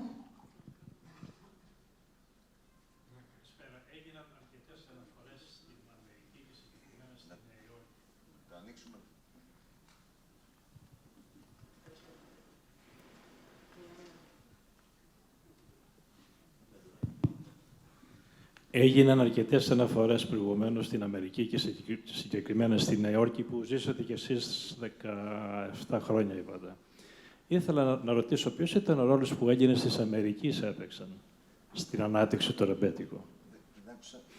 Ο ρόλος που οι Έλληνες της Αμερικής, της Νέας Υόρκης, έπαιξαν στην ανάπτυξη του ρεμπέτικου. Νομίζω το είπα στην αρχή, ότι οι μουσικοί που πήγαν εκεί είχαν προφορικά, είχαν στα αυτιά τους τις μουσικές που κουβάλισαν από την πατρίδα εκεί και εκεί βρίσκοντας τη δισκογραφία πρόσφερε έδαφος και από ελληνικές δισκογραφικές. Νομίζω καμιά 15 μόνο είχαμε, και μπορεί να είναι και παραπάνω, ελληνικών συμφερόντων δισκογραφικές εταιρείες στην Αμερική βρήκαν το περιβάλλον έτοιμο και ηχογράφησαν. Και μετά εμείς εδώ εισαγάγαμε ξανά αυτές τις μουσικές ηχογραφημένες πλέον και άρχισε να δημιουργείται αυτός ο κύκλος. Η επανατροφοδότηση δηλαδή των μεταναστών με τραγούδια που γραφόντουσαν εδώ, ηχογραφούνταν, ερχόντουσαν και περιοδοτήθηκε και όλο αυτό το πράγμα. Η εξέλιξη του ρεμπέτικου στη δισκογραφική του μορφή, έτσι. Για να το κλείσουμε, μία υπόθεση εργασίας. Εντάξει, είναι βάσιμη η υπόθεση. 1931 Ιανουάριος, κατά άλλους 1932 Ιανουάριος, δεν πειράζει, ένας λοποδίτης Έλληνας, δηλαδή που κάνει παραβατικό βίο, ο Τζακ Γκρέγκορι, η Χαλικιάς, ηχογραφεί το Μινόρε Τεκέ. Τον ακούει ο μέγας παραγωγός και μουσικός Σπύρος Περιστέρης και κάνει ένα copy-paste. Δηλαδή παίζει το ίδιο πράγμα γιατί είναι παιχταράς 8 μήνες αργότερα. Θα μπορούσαμε να πούμε ότι το παίξιμο, δύο όψεις είναι του δίσκου, έτσι, δύο κομμάτια, αυτό μπορεί να χτίζει την ιστορία του μπουζουκί εδώ, σε ένα βαθμό. Αυτός είναι, τέτοιες δηλαδή είναι οι επιπτώσεις του ρόλου. Αλλά τώρα το άλλο που είπε ο Δημήτρης είναι ότι εκεί, επειδή υπάρχει η τεχνολογία της ηχογράφησης, πιθανά να μην είναι άμεσες, αμεσότατες οι επιπτώσεις. Είναι έμεσες που έρχονται μετά. Ας πούμε, ξέρουμε εκεί πλέον ότι ο Καραπιπέρης, ο Σαμιώτης Μπουζουξής, είναι ο πρώτος που γραφεί πολύ νωρίς, 28-29, με μπουζούκι. Και πάλι σαν υπόθεση εργασίας που μπορεί να είναι πάρα πολύ σημαντικό, δηλαδή ο Περιστέρης σαν παραγωγός έπαιξε πάρα πολύ σημαντικό ρόλο για μένα, βλέποντας την εμπορική επιτυχία που είχε η ηχογράφηση του Χαλκιά ή του μπουζουκιού, του ρεμπέτικου σαν είδους στην Αμερική, την εμπορική απήχηση που είχε, ψάχνει να βρει εδώ κάτι ανάλογο που να το ηχογραφήσει και να το πουλήσει, γιατί μιλάμε για προϊόν πάλι. Και ποιον βρίσκει? Βρίσκει τον Μάρκο που τα έχει όλα πάνω του ζωντανά και έτοιμα. Είναι αυτός που φέρνει τον λαϊκό πολιτισμό ατόφιο και τον βάζει και το ηχογραφεί. Αυτό δηλαδή, αυτό ήταν που είπα στην αρχή, ότι ένα προϊόν δεν είναι πάντα κακό. Εκείνη τη στιγμή ο Μάρκος ήταν και εμπορικός και καλός. Δεν ήταν ευτυχής η συγκυρία. Τι θα ακολουθήσει μετά, τώρα? Εννοώ μέσως τώρα, ναι, γενικά. Τι θα παίξουμε? Ναι. Θα κάνουμε μια αναδρομή σε όλες τις περιόδους του ρεμπέτικου, όσο μπορούμε, στη μία ώρα φυσικά που έχουμε. Ξεκινάμε δηλαδή. Σιγά σιγά, νομίζω. Θα σε ευχαριστούμε πάρα πολύ. Θα σε ευχαριστούμε πολύ και ευχαριστούμε πολύ και όλους εσάς που συνεχίζουμε βέβαια μαζί. Ευχαριστούμε και όσους μας παρακολουθήσατε διαδικτυακά. Το επόμενο ραντεβού, εντάξει, θα είναι λίγο... Όχι ότι δεν ήταν ζόρικα τα πράγματα στο ρεμπέτικο, μην λέμε τώρα ότι θέλουμε, αλλά τον Απρίλιο, έτσι, αν θέλετε κι εσείς να παρακολουθήσετε τους διαλόγους, θα συζητήσουμε για την Ευρώπη. Επειδή αναφερθήκατε κιόλας, κύριε Κοκκόνη, δώσατε έτσι κάτι χαρακτηρισμούς επανειλημμένα. Λοιπόν, θα συζητήσουμε για την Ευρώπη, μιας και έρχονται και ευρωεκλογές στις 17 Απριλίου. Προς το παρόν, πάμε να σας ακούσουμε και να σας απολαύσουμε. Καλή συνέχεια σε όλους.